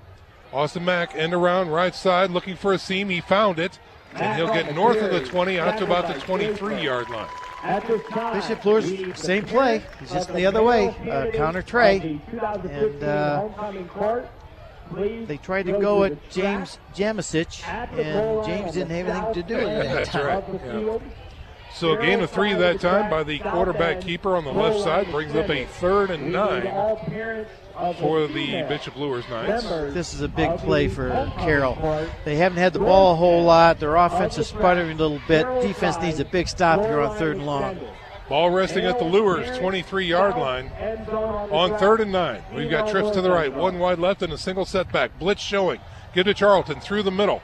Blitz pays off. They stop him after a small gain. He's in the linebacker core, held up and stopped. Lengrich and Connor with the stop, so Carroll did what they had to do. 3 and out, of course, aided by the holding penalty by Bishop Luers, so they should be getting pretty good field position here, Sean. Yep. With 4:34 left, Bishop Luers up 6-0. Punt team comes on for Bishop Luers. Jack Johnson pulling multiple duty tonight for the Knights. He is standing at his own 11, should launch this from about the 14. I think that might be Novotny or Parker back there as return men for the punt return. Here is the kick. Nice kick by Johnston, angling out, touched up, and ball is loose, and it is covered up. Excuse me, that was actually number 20, Schumacher, back there on the punt return for Carroll. Lost control, but was able to gain it and fall on it at the near the 30-yard line. Big kick by Bishop Luers there. The Schumacher was on the 45 of Carroll. That was a 56-yard punt to give Bishop Luers really good field position again. So here come Carroll on offense. They had to punt last time. Let's see if they can get something going here in the first half. 4:02 remaining here in the first half. They trail Luers by 6. Haven't been able to break the end zone line yet. From the shotgun, here's a snap, get to the tailback, little read option. Quarterback decides to keep it. Good call. He finds some room, breaks 3 tackles, and taken down into the safety zone at about the 47-yard line. Finally, we saw the speed option out of the pistol, or the read option, excuse me. He just tucks it in the tailback, sees if they're going to tackle the tailback. He pulls it, keeps it, and that's the first time they've run that. Aiden Smith is not only a good passer, he is a great runner. 17-yard carry that time by the quarterback. On 1st and 10 now for trips to the left side. Quick give to the tailback through the middle, and nothing is there. Sturm, Jet and company blew that one up along with Savion Golden. That time he should have kept it. Yeah, that's right. Same play, and he gave it to him, and Bishop Luers was all over it. Yeah. No gain that time. Brings up a 2nd and 10. Smith talking to his tailback behind him. Coach Dinan again told me before the game they needed to run the ball to be successful, and they have not done a whole lot of that yet tonight. Twins left, twins right, and a single setback. Now a man in motion across the line of scrimmage. They give it to him. Jet sweep left side. Number 2 has it. The ball's on the ground and is covered up by the Chargers. Dylan Connor, we saw that hit. Wow. Yes. The inside linebacker just hammered him. And good play there, at least to keep the ball for Carroll. Schmeling paid the price on that one. He was the wideout man in motion that he gave the ball to. Checks in at 5'10", 165. And he got the ball separated from himself. Are we in 2-down territory here, Sean? Yeah, might very well be. Yeah, 3rd and 6. Ball just inside Luers territory in between the 49 and the 50-yard line. Let's see if Carroll can do something here on a critical 3rd down. He's rolling to the right, looking to throw, passes in the flats. It's caught, and that will be enough for a Carroll first down at about the 34-yard line. And unfortunately, Cody Dinan went down poorly, and it might be a hyperextension there. Let's see what happens. Looks like he's got his legs caught up underneath him as he was dragged down. And there was that sprint out pass. Aiden Smith can throw. He's probably the best I've seen on film in the SAC throwing on the run, especially to his right. And he just went out to his right. Dinan ran a nice out pattern, and he put it right on the numbers. Dinan up under his own power, takes a seat on the bench. Clearly not feeling well, but well enough to get up and walk gingerly over to the bench. They're going to give him a rest and resume play here. First down, that was a huge conversion right there, Mark, for Carroll. Well, Aiden Smith's had 2 big plays here, a big run and a big throw on this drive. So at the 34-yard line of Luers, 1st and 10 for Carroll, trips to the left side, and another read option. Quarterback decides to keep it around the right side at the 30, the 25, and Eric's out of bounds as Johnson comes up to hit him. So another very nice gain, close to 10. I think he might have 10 on that one. Read option. We said he could run, and here we go. They found something now that's hurting Bishop Luers, and Smith's smart enough with only 2:06 left to get out of bounds. Ball at the 25-yard line brings up a 2nd and inches for Carroll. Offset I formation from the shotgun is Smith. Getting the tailback through the middle. Oh! Stuck and stood up and thrown down. Is that Richard, number 41? Yes, Chance Richard. Oh, my. Wow, did he fill it? My goodness sakes. I mean, you see that one on film. He just smothered him, met him in the hole, square to square, and took him back. Big hit there. Yeah, loss of 1, bringing up a 3rd and 1.5, maybe 2 now for the Carroll Chargers. Ball now at the 26-yard line of Luers. Again, that offset I with the quarterback in the backfield. Twins to the left, 1 wide right. Smith rolls to his left. Option, inside pitch, and it is covered up by Bishop Luers and driven back, but it may be enough. Let's see where they give him forward progress. Maybe at the 24, he might have enough for a 1st down. Boy, that's going to be close, Sean. That was a nice agree. play. I agree. Just a little shovel pass. Linebacker read it. Novotny, number 22, the receiver that time on the shovel pass. And they're going to call a 4th down just inside the 25. Wow, are they going to measure this? Measure that? Yeah, they're going to measure this one. Of course they are. Yeah, absolutely. And again, if you're an offensive coach, you're calling plays, you can request any time it's that close just to see what you have. So Coach Dinan was down there, requested that. We're going to take a look. Well, Bishop Luers fans, now it's time to talk about Saturday, October 17th, the Luers Men's Night Smoker Party. Coming up on, again, October 17th on the big screen, Notre Dame versus USC, brought to you by Union Savings Bank and the Godfather Dave X. You can get tickets by visiting the Luers Athletics office or by calling Brennex at 341-8510. Sean, they were just short while you were reading that, so we've got 4th down and about 5 inches. Is that what it is, Godfather? How close is it? We can't tell from up here. It's real close. It's about the size of a golf hole. 5 inches. Okay. Wow, and you hit that? Yeah, interesting analogy. And you know that size. Oh, yeah, hey, guys. Yeah, go ahead. Hey, I was talking to Coach Lou before the game about how much I love this number 5, Dylan Connor, for Carroll. But he says, watch our linebackers tonight. Boy, I'm seeing a show from number 5 on our team and Chance Richard. Well, Dylan Connor's in the backfield right now playing fullback. On 4th down, we've got trips in the backfield, quarterback under center. And now we've got a stoppage of play as the referee comes up to talk to another official. 4th and inches, and the offense had lined up to go for it here for Carroll. Again, the ball resting just inside the 25-yard line of Bishop Luers.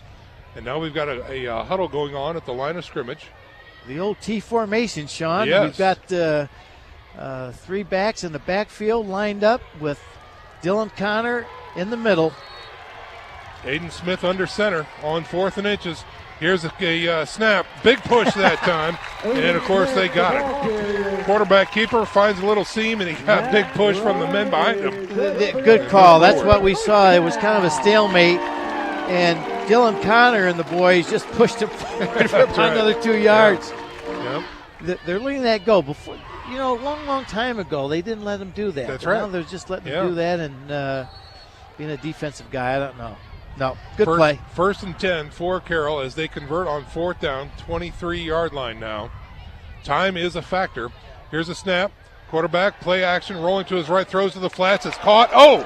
He is hammered by Jack Johnson. He goes down quickly at about the 18-yard line. Again, George Schmeling. Schmeling, wow. And hello. Yeah. Mr. Johnson said hello. 43 seconds left, so Carroll takes, I believe, their first timeout. We're going to double check that when we come back, ladies and gentlemen. We're going to step out for a 30-second timeout, too, as we prepare for halftime. 43 seconds left to go in the first half. 6-0 is your score. Luers on top. We're back in 30. You're listening to SAC Football on Redeemer Radio 106.3 FM. When you're looking for a bank to call home, it's hard to know where to turn. So many offer the same products, services, and rates. So why choose First Federal Bank? Well, at First Federal Bank, we're more than just a bank. We're your partner, friend, and neighbor. And just like you, we're proud to call this community home. By empowering our employees to make local decisions, we're investing in our community, one customer at a time. That's what makes us better together. First Federal Bank, member FDIC, equal housing lender. We are back to live action here where the Bishop Luers Knights are fending off a late first half charge by Carroll. Carroll facing a second down and 5 from the 18-yard line of Bishop Luers. 43 seconds remaining here in the first half. Here's a snap. He's looking left, throws, goes deep to the end zone. He's got a man. It is thrown, caught, touchdown. Make the call, touchdown. Yes. Oh, what a nice throw by Aiden Smith. He just ran the fade to the right side of the field, and the receiver just went outside. The Luers kid was there, but it was just a perfectly thrown ball outside, led him perfectly. Touchdown. Was that number 2? No, it was not. That was I believe it was number 83 for the Carroll Chargers, and that's Hayden Newland, number 83 on the catch. Number 3, Cody Dinan to hold. So an impressive throw and catch that time by Carroll. Puts them right back in it here in the waning seconds of the first half. And now with the PAT is good, they go up by 1. 7-6 is your score, ladies and gentlemen, with 37 seconds remaining in the first half.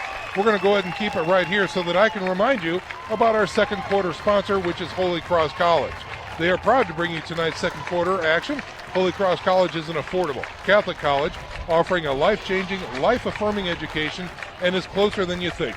Just 2 hours away northwest of Fort Wayne. You can check them out online at Holy Cross College at Notre Dame, Indiana. Well, Mark, again, Carroll able to finally put a drive together and put some points on the board here late in the first half. Sean, the thing that I'm impressed with that drive, but the biggest thing, when you coach quarterbacks, when they throw that fade pattern, when you throw it to the right, it always tends to go as a knuckleball. So when you throw it to your left, it comes back to the inside because you're going across your body. Right. Well, you could tell Aiden Smith's been coached because he let that thing outside and let it come back into him. A lot of times if you see a quarterback, he's not that well versed at it, that ball sails inside.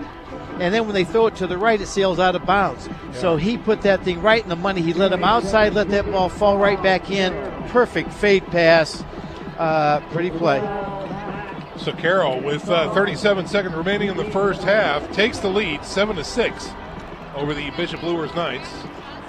We'll see if that extra point Luers got blocked is going to be key for tonight. Jack Shannon, number 85, to kick this one away for Carroll. And he's going deep with it, and Austin Mack goes back to get it at the goal line. He's at the 5, the 10, finds a seam of the 15, the 20, the 25, the 30, breaks it out to the right. It is a foot race. He's at the 50, the 45, the 40, the 35, the 30. He turned it on. on. Off to the races. Can he get in is the question. Do we have a call? Touchdown, Austin Mack, unbelievable. That's the second play of the night. Austin Mack ran 15 yards to catch that like an outfielder, and he couldn't go. If he stepped on the goal line, it was going to be a touchback. He looked at his feet, took it to the house, and he got about to the 35-yard line. He found another gear, Sean. That he did. Unbelievable. A 99-yard kickoff return by Austin Mack, and you can hear a pin drop here on the Carroll sidelines. Wow. Godfather, what'd you see down there? It just goes to show Austin was standing on the 10-yard line, 12-yard line. They tried to kick it over his head, like Mark was saying, but they didn't kick it far enough. So it was a poor call. They should have kicked it short like everybody else has been doing on film. He looked like Kevin Kiermaier going back there for a fly ball. Now let's see what Bishop Luers does here for the PAT. It looks like they're going to go for 2 here. Austin Mack is a quarterback, gives it to Dippold, tries the left side. Does he punch it in is the question. I don't think he got in. I think he was down short. So no good on the PAT. So your score with 22 and a half seconds remaining in the first half, Bishop Luers 12, Carroll 7. Wow. So I'm going to watch this on television. This is shown tomorrow just to see that play. Yeah, that's exactly right. Folks, another great thing we really don't talk about too much, SummitCitySports.com is here taping the video tonight. what they do is they sync it up with our audio, so it's like live play-by-play on your computer. SummitCitySports.com. Check it out tomorrow or Sunday to get this game again, because this is a barn burner, and what a beautiful return that was. I've watched a lot of football, and when I saw Austin Mack put it in that extra gear, yes, because those two kids had the angle on him. Yes, absolutely. And he looked at him and then he just put it in another gear that I hadn't seen, and my mouth was just open. I'm like, oh my gosh, he's going to score. And he what did. a talent. Yes. Yes, indeed. D1 talent on display here at Carroll Field. That's over the place. That's really. his second 99-yard kickoff return for a touchdown this year. And we just saw the Northwestern, the Division I player, throw a perfect ball in the end zone. That's right. Wow, this is just exciting. Bishop Luers preparing to kick this one away from the 40-yard line. Damon Williams, number 88, will kick this one off to the Carroll Chargers. Back deep, we've got Schumacher, Anzavino, and Novotny. Here's the kick. It's a squib kick, taken by an up back, hopped. It's in the air, taken now, off of the hop, around the right side, and it's looking for some room to the 40, the 45, the 50, and gets run out of bounds is Novotny, showing some real wheels there, and a late flag coming out. Wow. You know, Sean, we've seen a lot of penalties tonight, and when you're a coach, you say, okay, gentlemen, they're calling it tight. Yep. So you just can't even think about doing anything wrong. You need to be aggressive, but you have to watch your P's and Q's. They're looking for anything, and this crew is out to just call it tight. Call it tight. Calling it tight. In basketball, we see that. Sometimes, they let some things go. Sometimes they just call everything, and right now they're calling everything, and that now puts Carroll with Aiden Smith's arm. They got a real shot. They've got 4 shots at 6. Yeah. So the penalty happened at the 42-yard line, and it was a personal foul, probably a late hit, as Novotny was going out of bounds.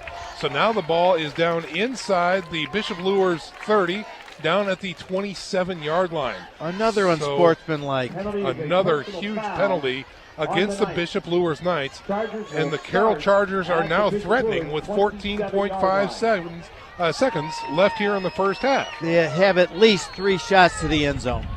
Smith will be in the shotgun with a single step back. Trips to the left, one wide right. Here's a snap. Looking left, looking right. Gets out of the pocket, is flushed. We've got a flag on the play, and he's going to dart out of bounds inside the 25. And this one might be coming back. That could be a hold against the Carroll Charger line. You think? Yeah, well, the referee just likes to throw it at the guy that's holding. Yeah. When it bounces off your shoulder pad, you might have a problem there. That's right. Yeah. We had an idea who it was on, but we're not going to call it. No. We don't do that. So they are going to assess the holding call against Carroll. Wow. So they burned some time off the clock and moved the ball back. So that was a little serendipity for the Bishop Luers Knights. 8.8 seconds remaining here. 7 seconds, and they lose 10 yards. Yeah. Ball at the 41 now. Here's a snap. Looks right, fires out to the flat. He's got his man. That's Dynan, number 3 on the catch. Gets out of bounds at about the 33-yard line. All right, looks like they're either going to set up a one last play for a field goal, or they're going to take their chance at 6. Well, I don't know too much about their special teams and their field goal, but I think I might, based upon this play. It looks like the offense is going to stay on the field at this point, Mark. But they only have 5.4 seconds left, so it can't. This has got to be it, doesn't it? If you're going for it, it is. If it's just something short and get a field goal. Smith has pressure. He bounces to the right side, evades the pressure, looks to throw, has time, guns it over the middle, thrown, and nobody there. An incomplete pass, and that's going to do it for the first half, ladies and gentlemen. As the Bishop Luers Knights on top 12-7 off of a 99-yard Austin Mack kick return to finish the second quarter here. Unbelievable action out here at Carroll High School. So we're going to come back with our halftime report and show after this 1-minute break. Stick around, folks. This is SAC Football on Redeemer Radio 106.3 FM. Tri-State Warehousing is one of the most complete service-oriented companies in the warehousing field today. Located in Fort Wayne, Tri-State Warehousing is a 50,000 square foot dry and temperature-controlled storage facility, serving 2/3 of the continental U.S. with overnight rail service. The dedicated staff and specialty services of Tri-State Warehousing are known throughout the industry. For great things in store, call Tri-State Warehousing, 260-436-2010. That's 260-436-2010. We're all searching for answers, searching for meaning in our life. But the world and the culture give us empty solutions and empty promises. We know there is more to life because we're searching for the real truth and a real meaning. You can stop searching because you found Jesus Christ at His Catholic Church. Redeemer Radio. Welcome home to your family of faith. There's a new dining experience in Fort Wayne, just waiting to be discovered by sports fans everywhere. Newly remodeled The Lodge, located in the Coyote Creek Golf Club, is open to the public, offering great daily lunch and dinner specials. Bring the family in to enjoy our spacious family room after the game. The Lodge is proud to support Bishop Luers and Bishop Luers football. Come celebrate the W's with their friendly staff. The Lodge is located at 4935 Hillegas Road. To save your table for after the game, call 260-203-3154. We are back to live action here, ladies and gentlemen. Welcome. This is our halftime show here on Redeemer Radio. We're coming to you live from Carroll High School, where the halftime festivities are just about to get underway. We had an update here. Elijah Jett, number 62 for the Bishop Luers Knights, was down on the field on that last play. He is up and walking to the locker room right now. Looks to be okay, but a little dinged up. So we'll check on Elijah Jett after the halftime break here. The band is preparing to take the field, and it is homecoming here for the Chargers.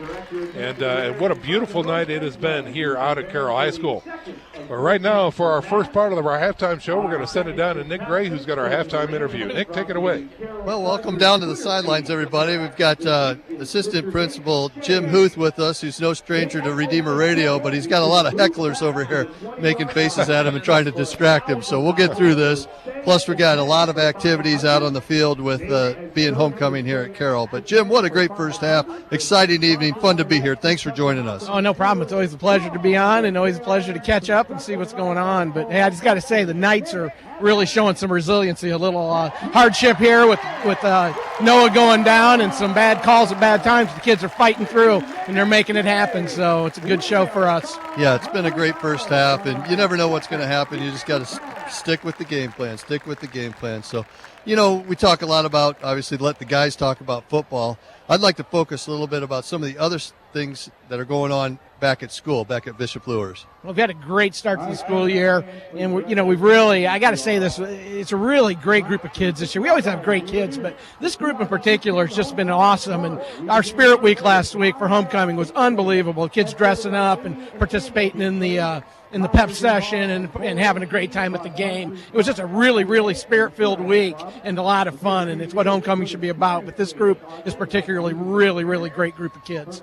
You know, I was talking about spirit-filled start to the school year. I was talking to Meg Hanlon, who's the chairman of the religion department earlier, and she was talking about how some of the choir about becoming Catholic through their experience at Bishop Luers. It's one of the gifts that we can bring, and we have a great theology department that really just brings the Catholic values into the classroom, and our teachers in general bring the Catholic values into the classroom, and kids kind of get caught up in that, and it's a wonderful, wonderful opportunity for us to evangelize, and kids to see other kids that are Catholic having a great time at school and understanding, that being Catholic, so it's okay. It's a nice thing to do, and they see the confidence that those kids have, so it's really, really a great opportunity for us. And I know last year we had 11 kids that became Catholic through the school that were non-Catholic, and it was a great year. So, a lot of the kids just get caught up in that spirit, and the power of the Holy Spirit is there.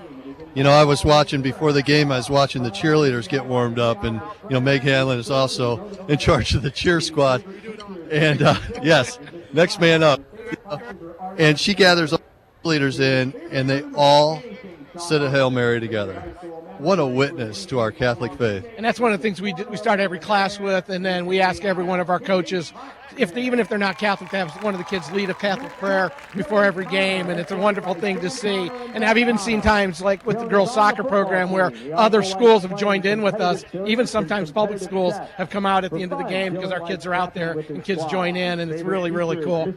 Well, you told me a little bit earlier that you starting a new program at Bishop Luers. Speak to that a little bit. Yeah, we have a really great opportunity. We had a wonderful donation from a patron of the school, and it allowed 4 kids now at Luers to get into what's called E-Roots Engineering Program. It's not Catholic, but it's a Christian-based engineering program that takes kids through CAD. And when these kids get done with this class, they'll be CAD certified and prepared to. And all of the 4 kids want to go on to Purdue in engineering, and this gets them caught up with their counterparts at public schools. It's a great opportunity a couple young men down in Indianapolis developed, because one of the things that happens is our kids that want to get engineering coming out of the private schools don't have the CAD experience, and when they get to Purdue or Tri-State or Trine, they don't have the experience that the other kids have and have to catch up. This will help our kids catch up and be there before they leave Luers, and it's a wonderful, wonderful opportunity. And again, I want to thank a patron that really kicked in to help these kids forward this program, and we hope this grows over time and we get more and more kids involved.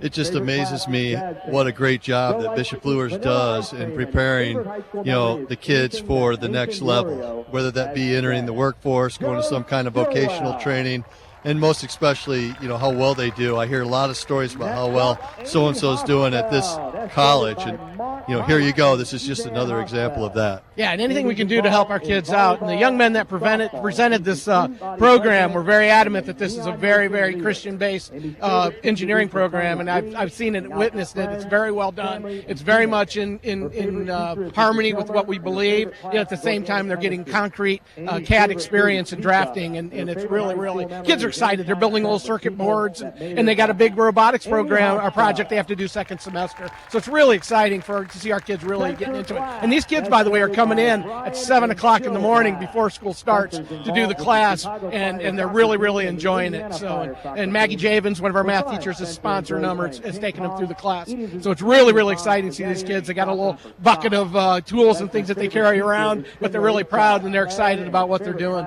Yeah, it's neat to have that experience. I don't believe that there's going to be that line to participate in that, just like some of the other great things that are going on there. Success breeds success. Correct. That is correct. And we got into this a little bit late this year, and so we ended up only getting 4 kids in, and we got a donation. But next year, we hope to incorporate it into the school day, and so it should be a really, really exciting program for us. There you go, folks. So that's what's going on.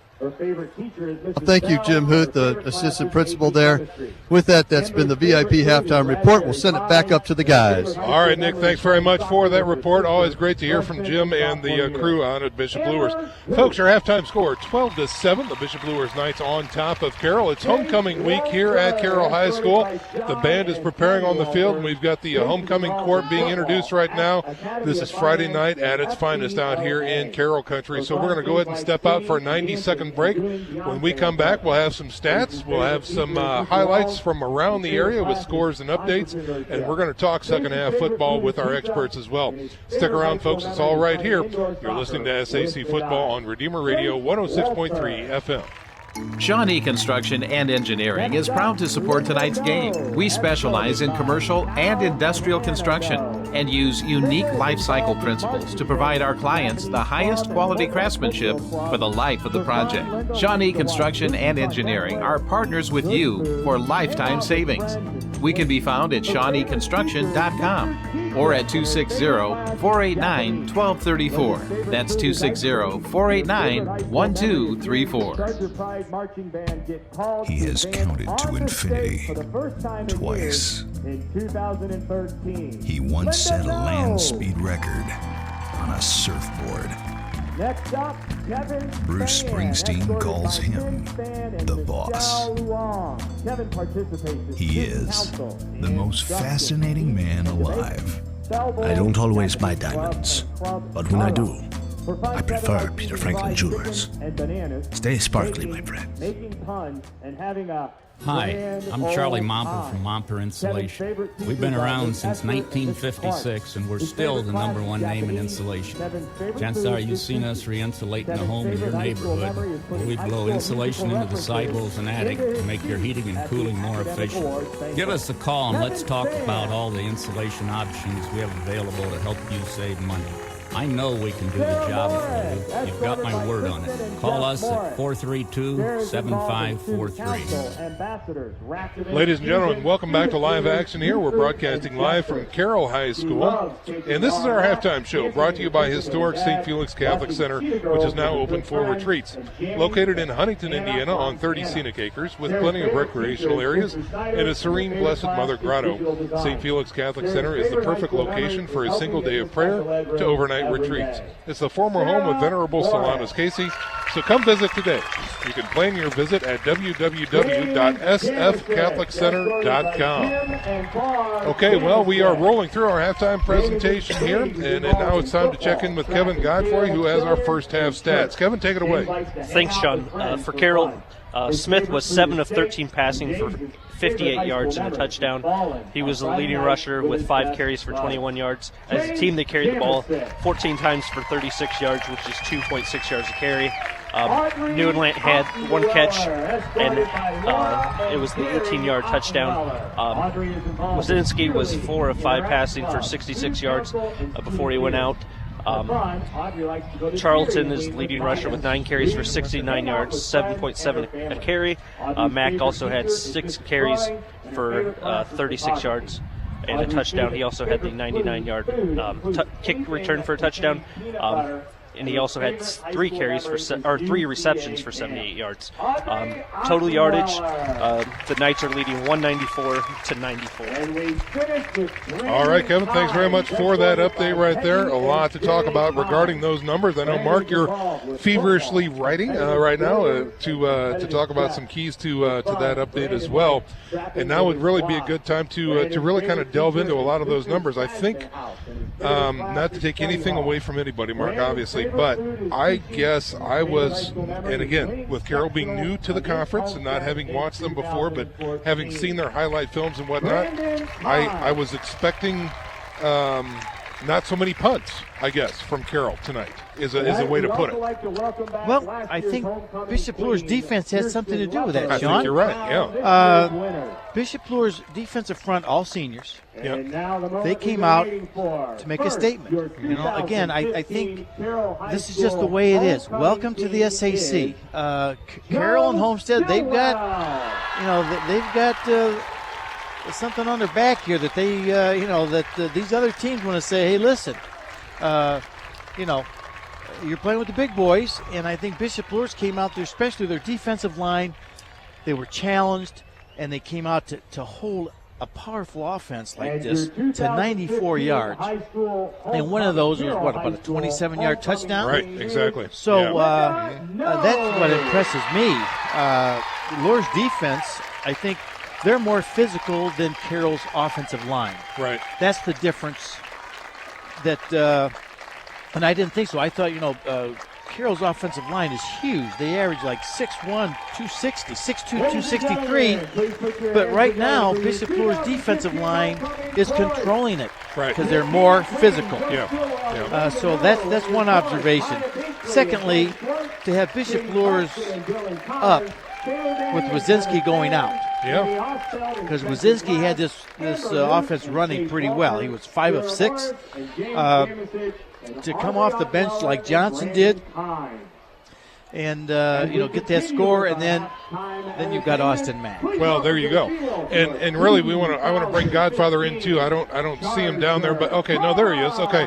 Godfather, here's my question to you. Being down on the sidelines and being a part of that team over there with Bishop Luers throughout this contest so far, what we have obviously seen is Austin Mack takes his job as a member of this team personally, and he also takes success very personally as well. Nothing to take away from Jack Johnston whatsoever, because he has performed so well. But here's Austin Mack with a 99-yard kickoff return, the second this season so far. I mean, it's kind of incredible. Well, it is incredible, but, Austin is a terrific athlete. but he's got blockers down here too that are creating holes for him to hit.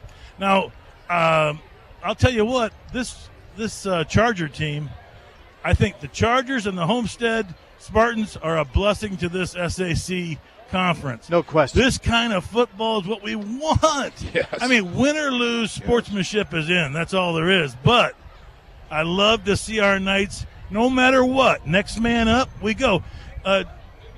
Zach Johnson is performing as a kind of a coordinator. He's just saying, here, Jalen, take it. Or Austin Mack at quarterback. He said, here, take it, Jalen, or I'll keep it myself. But the way these guys are reacting to it, it looks like it's Austin by himself or Jalen by himself, but you've got a lot of kids with a lot of heart out here playing on both sides of the ball. You know, Godfather, I'm going to piggyback on the Carroll and Homestead thing. We would go do the Bishop Hartley. We would go to Ohio and do those games. Right. And we would go to Cincinnati to do those games. This is what it's all about. We want to come here and do these games. That's exactly right, yeah. And this is what it's done. You've got a top-notch program here. I mean, I'm so impressed with Carroll's facilities. I'm looking at their band right now. They're in the old-time, beautiful uniforms. Yes. They had a great homecoming court. This place and is they've packed. got a packed house. Yes. I mean, standing room only, Mark. I mean, yeah. But I'll tell you. It's fantastic, Godfather. But I'll tell you, you said it earlier, Sean. If you aren't out here tonight, check out that website, and Sean will give it to you again tomorrow or Sunday because it's good hometown Fort Wayne football. Amen to that. You know, it's one of those things, Mark, we have the opportunity and the blessing typically to follow our teams, deep into a postseason run. And, at those times you talk to other broadcasters, you talk to other booth personnel, and to be able to say, yeah, we broadcast the SAC, and it actually means something. It means a lot now, with the advent of Carroll and Homestead right here, for many reasons. We want to be proud of our conference. We have every reason to be proud of our conference. For one, that's a beautiful thing. But secondly, these other guys get it. They know that whatever team from the SAC is on the field, they're battle tested and they're ready to play. Exactly. It's going to make Carroll and Homestead coming into our conference so much better in the postseason, and we're going to see it. Yeah, because absolutely. they're going to be battle tested. Yep. Not taking anything away from the old conference, but this is just the facts. That's right. When you play Snyder, you play Homestead, you play Luers, you play Northside, go right down the line. Yeah. Dwenger. Oh, how could I forget the golden helmets? Shame on me. That's right. Sorry, Joe Wharton. But and Ernie Beaudrap. But this is it's great football, and we're seeing it tonight. You thought, we're going to have a shootout. Right. Sure. No, the defenses came to play tonight. Yep. Luers only has, less than 200 yards. Max got, half of that on the, with the extra yardage on the punt return or in the kickoff return. Yep. So this is just great stuff. I mean, it's just good football. I'm really impressed with Aiden Smith. And I think something they're going to see in the second half, they're going to run that pistol, that read option. And they had a lot of success with that read option. They surely did, and they ran out of time and timeouts in the end of the second half. So I think Coach Dinan's in there saying, hey, gentlemen, here's what's going on. First of all, we struggled offensively. We've got to toughen up our offensive line. Secondly, we came back and scored. We're up 7-6, and then a great player made a great play. Right. So, we're right there. Oh, yeah. Absolutely right. Yep. And this is what, a great player, that's what great players do. They make great plays. And, we've just got to go out there and make a few more. But to heap on some more praise to Carroll, too, let's talk about their special teams, especially the defense and attacking those PATs. Luers has 2 PATs that they failed to convert. That's right. The one was a kick they blocked, and the other one they stuffed it on the run. And those mean something, Mark. Typically, in games like this, they mean a great deal. It says something about your defense. You have just scored. Just think about this, fans. You've just scored. You're on the sideline. You're a defensive player. We're up. All right, let's kick it off, and we're going to go in at halftime 7-6. Yep. And all of a sudden, you're called within 10 seconds to get on the field. You've got to defend an extra point. Right. And you're finding your helmet. You think, oh, my goodness sakes, what's just happened? And you huddle up and you snuff it. Yep. that said a lot to me about Carroll's defense and the character of their kids. And that's what we're seeing out here. So it's fantastic. It's 12 fun. to 7 is your score, ladies and gentlemen. The Bishop Luers Knights on top of the Carroll Chargers. We've got a few minutes to go before the second half begins. The beautiful and massive Carroll band is out here on the field right here in their old school uniforms. They got plumes on their hats, military-style looking hats, and they just look sharp. So impressive out here. This is Friday Night Lights at its best. We're going to step out for a 90-second break, and we'll be back with more from around the area right here on Redeemer Radio 106.3 FM. You can help support your Catholic parish or school with Notre Dame Federal Credit Union's Elevate program. You'll not only enjoy excellent personal service and save money with your new loan or credit card, you'll also be giving money back to the participating parish or school you care about. Let Notre Dame Federal Credit Union elevate all participating parishes or schools. Elevate can be reached at 844-230-6611 or visit us online at ndelevate.com. Independent from the university. Are you looking for an orthopedic specialist? Ortho Northeast has been serving the community for over 50 years with offices in 3 convenient locations. Look for the location nearest you. Dr. John Pritchard is a board-certified orthopedic surgeon with 20 years of experience with OME and can assist you with the best treatment plan for your knee or shoulder pain. Dr. John Pritchard is looking forward to meeting you and helping with all orthopedic needs. Call Dr. Pritchard at 260-484-8551 or visit the web at www.orthome.com. Hello, I'm Tom Steele with Tom Steele Tire and Auto Repair, a family-owned business for over 35 years. We carry all major brands of new tires as well as a large selection of quality used tires to save you money. We do all types of auto repairs, be it brakes, alignment, or just fix your air conditioning. Tom Steele Tire, North Clinton or Illinois Road. Give us a try. You'll be glad you did. The right solution matters. First Federal Bank knows businesses come in all sizes, from family-owned to mid-sized enterprises, all the way to large corporations. And we believe banking solutions should too. Whether you're looking for a way to improve cash flow or finance a multi-million-dollar expansion, we're dedicated to finding solutions custom fit to you. I'm Perry Level. To learn more about First Federal Bank's commercial banking solutions, call me at 260-432-0022 or visit first-fed.com. After all, we're better together. Member FDIC, Equal Housing Lender. Welcome back, ladies and gentlemen. This is the halftime show here, coming to you live from Carroll High School, where it is homecoming week right now, being entertained by the beautiful Carroll band out here. 12 to 7 is your score. Bishop Luers on top of the Carroll Chargers right now. As we roll our way through halftime, I think what we want to do now is check in with Nick Gray, who's got scores and updates from around Northeast Indiana. Nick, what do you have for us? Well, welcome back down the sidelines, guys. Man, this is an awesome Carroll High School band. It's tremendous. What a great show. I know. Yeah. So we've got Bishop Dwenger up on Southside, 34-0. Northside's beating Northrop 21-6. Snyder's beating Homestead 24-14. Concordia's still winning over Wayne 21-0. Belmont's beating Leo 17-7. New Haven's leading Columbia City 22-0. East Noble's beating up on Norwell 35-0. Woodland's beating Jay County 21-0, and then DeKalb is up on Huntington, and I believe that's 20-0. So Huntington North there. So that's what we have for you. And I'm going back to enjoying the band. Back up to you guys. Great stuff, Nick. Thank you so much. Remember, folks, you can check out this replay of the game at summitcitysports.com. That should be available sometime tomorrow, certainly Sunday at best. So hats off to Jeff and his crew over at Summit City Sports. Not only can you catch replays of this game, but many other games from around the area. And he does a fantastic job of compiling all the media reports throughout the week, too. So very comprehensive way to keep track of all the teams in Northeast Indiana, and specifically the SAC at summitcitysports.com. Sean, I made an observation. This is homecoming, if you've just joined us. And there were 4 football players on the homecoming court. And as a coach, you kind of hated that because I saw Dylan Connor. I saw, who was the other one down there that James Jamasic.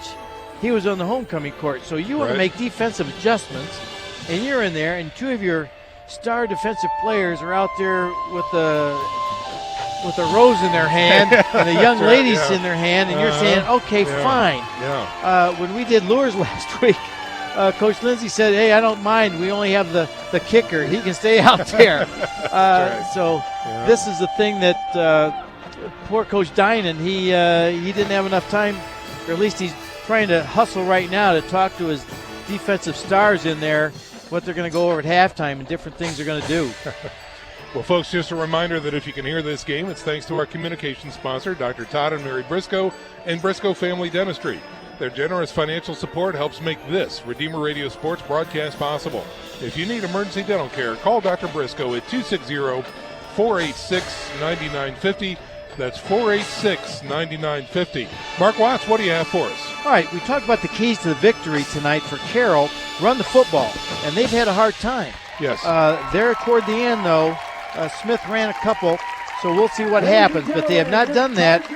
And talk about defense being physical, and I don't think their defense was that physical tonight so far.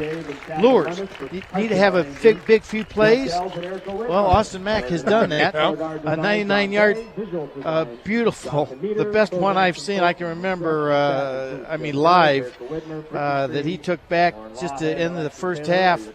And Austin Mack has had a lot more touches tonight than he's ever had. He needed to. And defense needs to contain, and they have. Right. For the most part, when Aiden Smith, who's a great rollout quarterback, they've been in his face. They've made it a little uncomfortable for him to throw. Right. And I think that's been good, and they've played a little better in the secondary. Right. Now, I know they gave up a touchdown there, but that was just a nice the fade pass is one of the hardest passes to defend if it's thrown properly. We see this on Sunday, Sean. Oh, absolutely. How many times you just see them throw in the corner of the end zone, that fade pattern? It's undefendable if it's done properly, and that time it was. He just put it the wide side of the field. He gave him enough room. So that's the difference. We talk about it. That's a D1 player on the field, and they make plays like that, and you can't defend them. It just happens. That's just all there is to it. It's just so much fun to watch. Yep, you bet. Well, it looks like the teams are making their way back onto the field here. The halftime festivities are over, and the Bishop Luers Knights out doing their stretches. And we'll see what the update is on that sideline. We'll ask Godfather to go check on maybe Elijah Jett. He was down at the end of the first half there.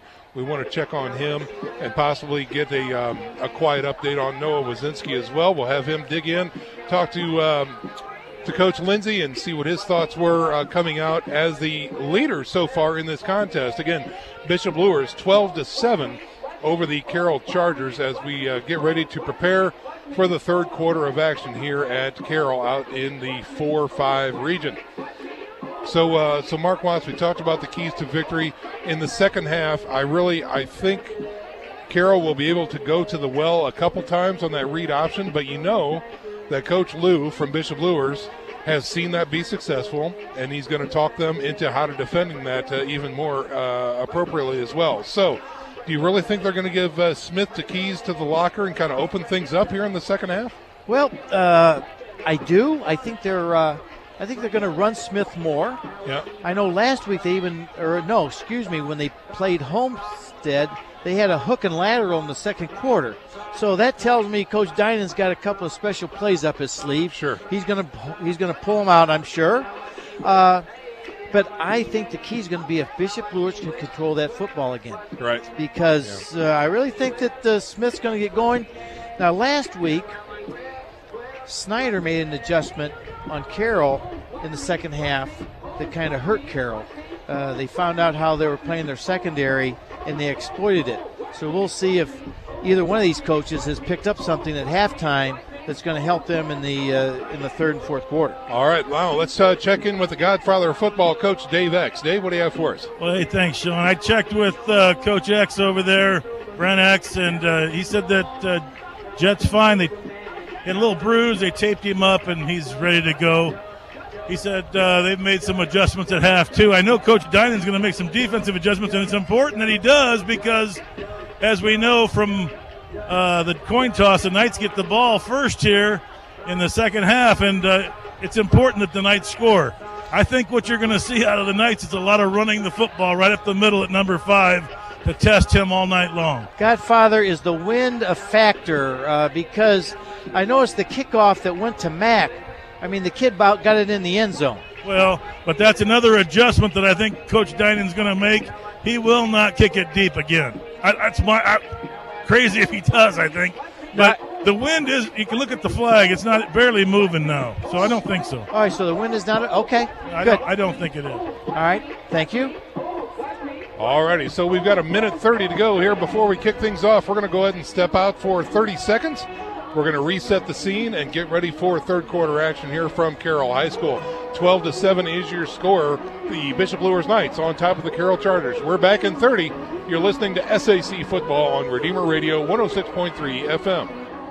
Matthew F. Hatfield, a health insurance specialist for those aged 65 and older, and for those under age 65 receiving Social Security disability.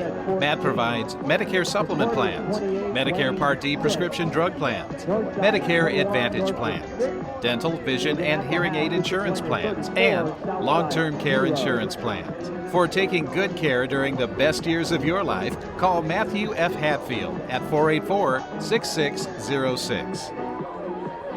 We are back to live action. About 30 seconds to go before we begin the third quarter of tonight's contest here. The Carroll Chargers trailing Bishop Luers 7-12 at this point. And Mark, we talk about it every week and all the time, but that the first possession of the third quarter is what champions are made of and what they can do with that ball, because the adjustments are made, the kids have been rested, the coaches have said their piece, and now it's time to put all those plans into action again. So this opening drive is critical for Bishop Luers. Oh, especially, and we say it each week because it's a big game, and it seems like they're all close. Yeah. So we keep reiterating that, but it is so true. Bishop Luers, they're saying in that locker room, hey, if we could put one on them right here, that we were going to make a statement. Carroll's saying, guys, we need a 3 and out, going to give us good field position. We've got some momentum. We really scored at the end of the half. Matt kind of took a little bit away from us. We've got this crowd. Let's get this crowd into it. Yeah. That's one thing, Sean, we haven't even talked about. The crowd has not been into it all night. Right, you're right. You're just for that one touchdown pass, and then they were kind of getting wound up, and then Matt runs it right back on him. So Carroll's got this huge crowd here. They're saying, come on, guys, we need some momentum. All right, so we've looks like we've got to delay a game against Carroll right off the bat here to start, and they're going to have to kick from the 35. Wow, that's interesting. Oh, I'll bet you what that was. I bet that just that halftime was too long. Okay. So it wasn't anything against Carroll. That was right away. They put it to 35. Okay. So it wasn't anything. They knew they were going to get that 5-yarder. Right. Because that halftime was a long time. Yes, I agree. We had to talk for a long time. That's right. So here comes Carroll on the kickoff here. Getting ready to kick from his 35, and it is a squib kick up front, and it's going to go out of bounds, and a flag is going to come out. So they try something special there, Carroll does, and doesn't really work out for them too well. And now they're going to move the ball back again. That's Jack Shannon again doing the kickoff responsibilities for the Carroll Chargers. Bishop Luers has the option to take the ball, so I think they're just going to take the ball and let's go. Let's see where they're going to spot this rascal at now.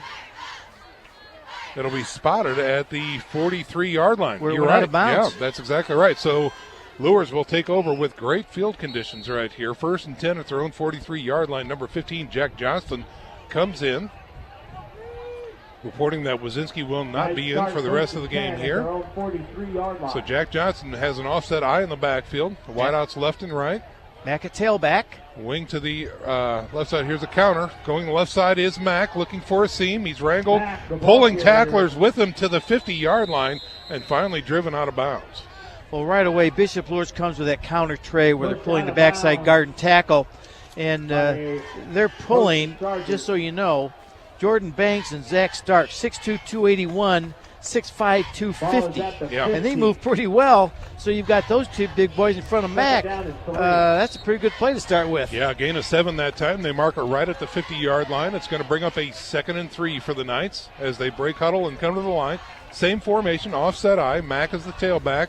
Johnson from the shotgun, give to Mack. Right side, Dippold in front of him. Has a blocker, gets the first down, cuts it back. He's got some more room, hog-tied, and taken down from the top down inside the 40-yard line. Austin Dippold, I love that kid. He's just blue collar. Wears number 23, just like Steve Kiermaier did, he told us. And he went up there and just popped somebody, and both of them went down. But he made another. He gave it more 5 or 6 yards there with that pop. Boy, he was out there leading that play. So they mark it at the 37. Bishop Luers, after 2 plays, is now into Carroll territory. 1st and 10, fresh set of downs. Dippold and Deshaun Bussell wide out to the left. Man in motion is Mack. They fake it to him, give it to Jalen Clark, finds some room. No, he stopped at the line of scrimmage and taken down. Might even be a small loss. Jamasic, he just read it. They said, okay, you're going to fool me about 2 or 3 more times, and that's it. So he just stayed at home. It was a counter, and Jamasic, the 6'3", 240-pound senior, just stayed home. Read it, came up, made about a 3 or 4 yard tackle for loss. Yeah, we'll call it 3 yards back on the 40-yard line. So that shows right there that they're, they made some adjustments on that counter. So that brings up a 2nd and 13. Charlton in the backfield. Mack alone wide right, 2 wide left. Here's a snap, option. Quarterback decides to pitch it late. He's caught in the backfield and another tackle for loss that time. So looks like number 34 for Carroll that time with a nice read, way to stretch it out, and another tackle for loss. Pelkington, but that was pretty ugly looking option. Yeah, that's right. That's exactly right. The quarterback got too deep. The running back didn't keep its proper positioning, and that was just a nasty looking option. So that'll move it back from the 40 back to the 42-yard line. And they burn that down, so that brings up a 3rd and 15 now for the Bishop Luers Knights. Yeah, let's put Mr. Mack back in there. From the Wildcat, here is Mack rolling around the right side, following his blockers, find a seam. He won't have enough. He gets back to maybe the original line of scrimmage, and a 4th and 10 is coming up for the Bishop Luers Knights. Well, we haven't mentioned this, but Connor Tapp just came up there and read it from his free safety position and made Mack turn that in, really forced it well. Down at 11. So let's see what they do here on 4th and long. Johnston and company still out on the field. Johnston now getting a play from the coach. Looks like the offense is on the field. Well, you held them to 97 yards the first half. Defense is playing well. Yeah. You're on the road. I think this is a good move. So here they come on 4th and 10.5. We'll call it 4th and 11 now for the Bishop Luers Knights. Johnston with Charlton in the backfield. 2 wideouts left, 2 wideouts right, man in motion. That's Mack. Oh, ball is on the ground. Johnson picks it up. He's scrambling, looking for some room, and he gets back to the line of scrimmage and not much more. And so the Carroll Chargers cause the turnover on downs. We've seen this. That's about the 4th or 5th low snap we've seen tonight, Sean. Right. And I've not announced it or talked about it, but boy, that time he just didn't have a prayer.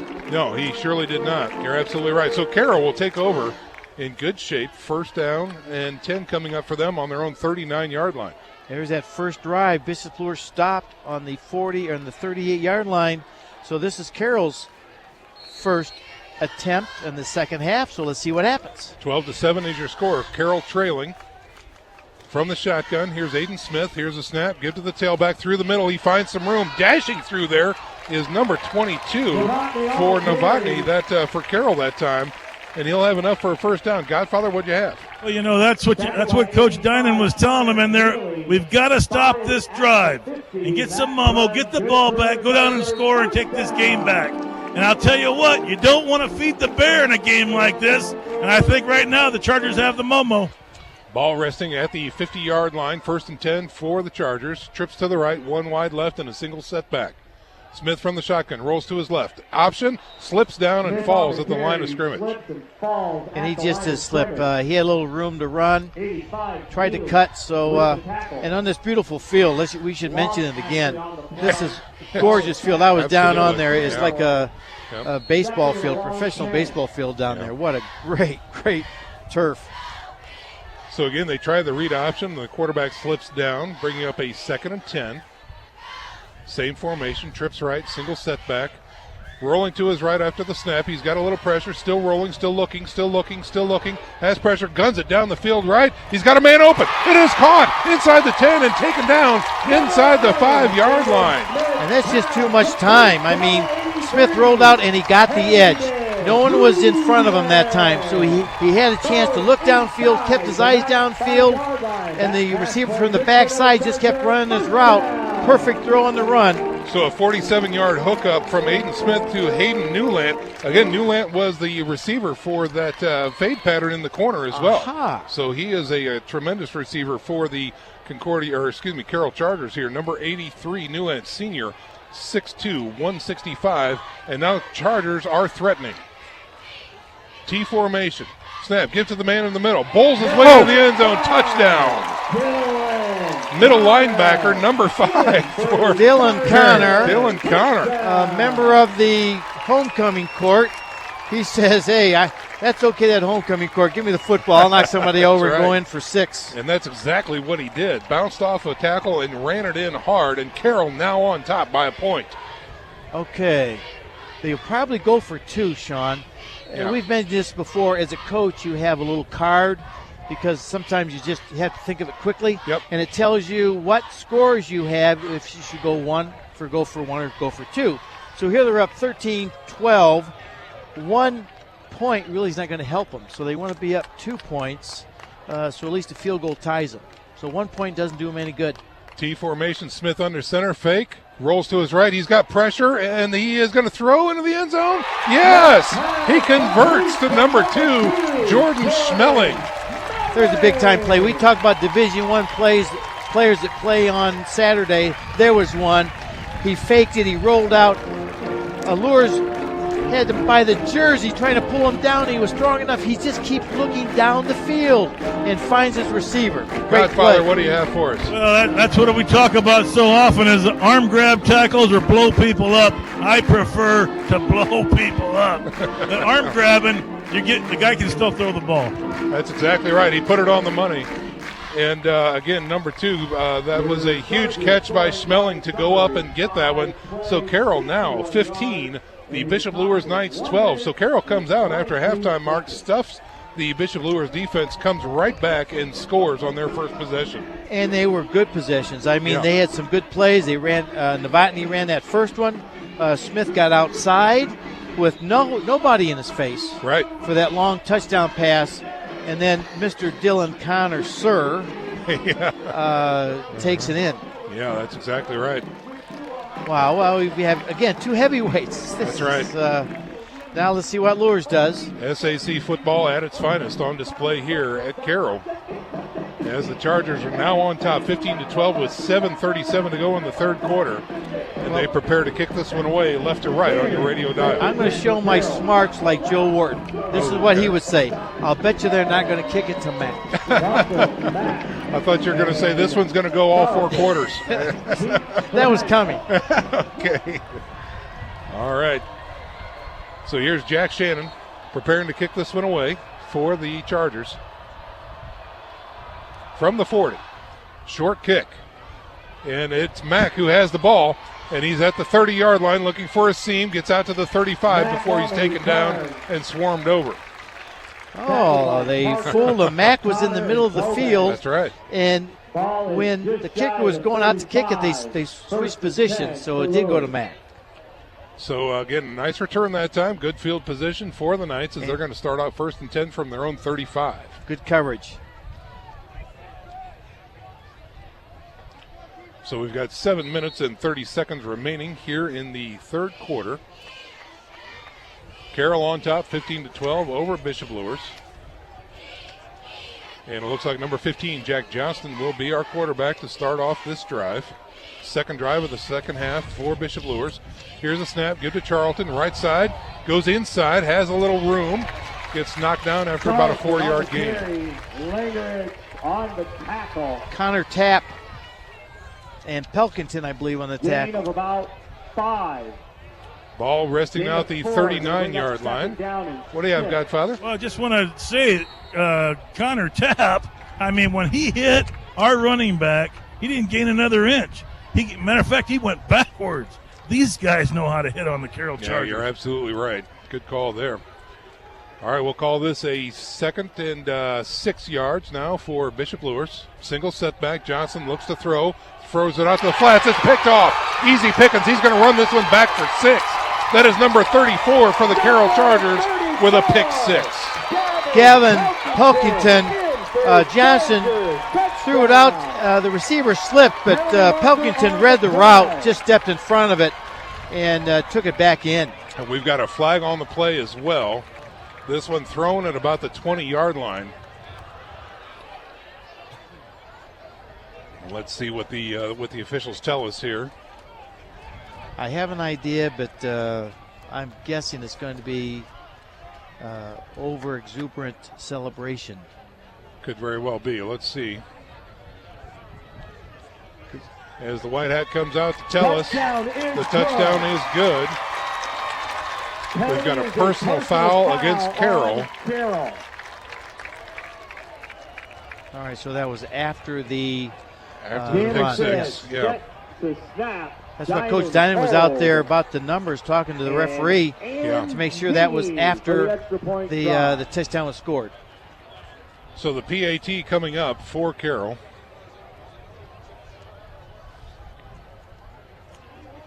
And it looks like that's going to be Anzini, number 33, for the PAT attempt here. The hold is going to be by number 3, Cody Dinan. Long snapper is Jamisic.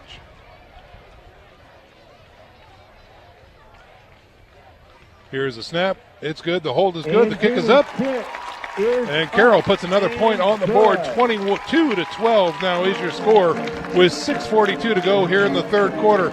So far in the third quarter, it is all Carroll Chargers. Stick around, folks. We're back in 30. You're listening to SAC Football on Redeemer Radio, WRDF 106.3 FM. Redeemer Radio gladly thanks Dr. Mark Stoner, a St. Jude parishioner, for underwriting a portion of our programming. Dr. Mark Stoner offers comprehensive dentistry for every family member. Dr. Stoner is now accepting new patients at his new location, 9830 Auburn Road. For more information on services for all dental needs, Dr. Stoner can be found on the web at markstonerdds.com or reached by phone at 260-484-4181. Ladies and gentlemen, Hubcap Express is the expert in run-flat tires and plus-size fitment. Do you need your rims straightened? Hubcap Express fixes bent rims. For all your tire needs, visit Hubcap Express, located at 606 West Coliseum Boulevard and on the web at hubcapexpress.com. Well, again, we're broadcasting live and outdoors from Carroll High School, where the score is 22-12. The Carroll Chargers really making a statement to open this second half of action. So that personal foul that was called after the touchdown return is being enforced on the kickoff. So it looks like Carroll will be kicking off from their own 25-yard line, and they put it on their right hash, closest to their sideline. So Luers should get pretty good field position here. All right, let's see what happens as they tee the ball up. Again, Carroll kicking left to right on your radio dial. Beautiful, clear evening out here in the 46845 area. And it's warmer than it was at Heritage the last time we were outside. That's right. All right, so here comes the kick from Carroll. And it is a end-over-end kick, a little pooch, and it's going to stop and be covered. No, Mack tries to pick it up, and he's buried at the 40-yard line. Mr. Dylan Connor met Mr. Mack and said hello and put him on his back. That he did. That's right. So making a statement. Right now, Sean, I would think that what Coach Dinan said at halftime, we've got to get more physical. Right. We talked about it that they weren't. And all of a sudden, they've picked it up, especially defensively. I agree. Absolutely right. Better pursuit to the ball, better tackling, and harder hitting are the Carroll Chargers so far here in the third quarter. Yeah, I was just saying, right, all those things. The intensity is picked up in the blue shirts. Here comes Luers on offense. They're going to have a wide out to the right side, split right, 2 men in the backfield. Johnson from the shotgun. Give to Austin Mack, the tailback. Tries the right side, looking for a seam, breaks it back left, going across, still has a man, stiff arm, he's being dragged down, and no gain on the play. Brandon Kimes, Mac went to his right. There was nothing there. Mac is trying to take Bishop Luers and put him on his back right now. Yes. He just looked for some opening, went back to his left, and Brandon Kimes got a hold of him and just hung on for dear life and put him down for a 2-yard gain. Brings up a 2nd and 8 for the Bishop Luers Knights. Ball resting at the 40, their own 40, with 6 minutes to go here in the third quarter. Again, your score, Carroll 22, Bishop Luers 12. Offset I formation, little low snap, quick give, up the middle. That's Dippold running down to about the 45-yard line. Nice gain that time, giving it to the first man through. And that's going to bring up a 3rd and 3 for the Knights. Jamisic came from his left defensive end to make that play. So, boy, I think, again, there's some key plays right now. Bishop Luers needs these 3 yards. Yes, they've got to get some right. Momo back, as Coach X would say. Griggs wide out to the right side. Check that. Gilly, excuse me. They give it to Mack, left side, looking for a seam. Oh, he's stuck, and he will not get it. He's pushed and driven back, and the Carroll defense coming up big on that play. Nick Parker and Dylan Connor. That's the first time we called Nick Parker tonight. They stepped up the hole, and we just said it. They're making a statement. They're looking more physical than they ever have in the first half. We didn't see any plays like that in the Nothing first like half. that, no. So the punt team is coming on for the Bishop Luers Knights as they try and find answers here in the second half. And Jack Johnston will be back to punt this one away. He'll launch it from about his own 35-yard line. Back is Schumacher for the Carroll Chargers. Good snap this time. Pressure coming. He gets the ball away. Beautiful high punt that time. And it's going to be hit at about the 20 and dribble in and be touched up near the 14-yard line. Johnson did a great job there, Sean. I'm telling you, he had 2 guys just coming on him, and he had to get it away quickly, and he still kicked it, 35-yarder? At least, absolutely. Goes down to the 14-yard line, so kind of pinned the Chargers back. They're really going to have to put something together here to get another score, as they're going to start out deep in their own territory. Now it's time for Bishop Luers defense to be physical. That's right. And step up the plate, and let's see what these 4 seniors up front are going to do for Aiden Bishop Luers. Smith, the D1 quarterback for Carroll Chargers, number 11, will be in the shotgun with a single setback. No, excuse me, check that. Under center, man in motion, I formation. Tailback, left side, breaks it back through the middle. Looking for some room, has a little bit, but not much. Gets into the linebacker core, still pushing. And finally, they blow the whistle at about the 21-yard line. You talk about a scrum. Sean always uses that, but the 22, I think there were 18 of the players on that on that tackle. I think you're right. So they do mark it at the 21-yard line. No huddle offense now for Carroll.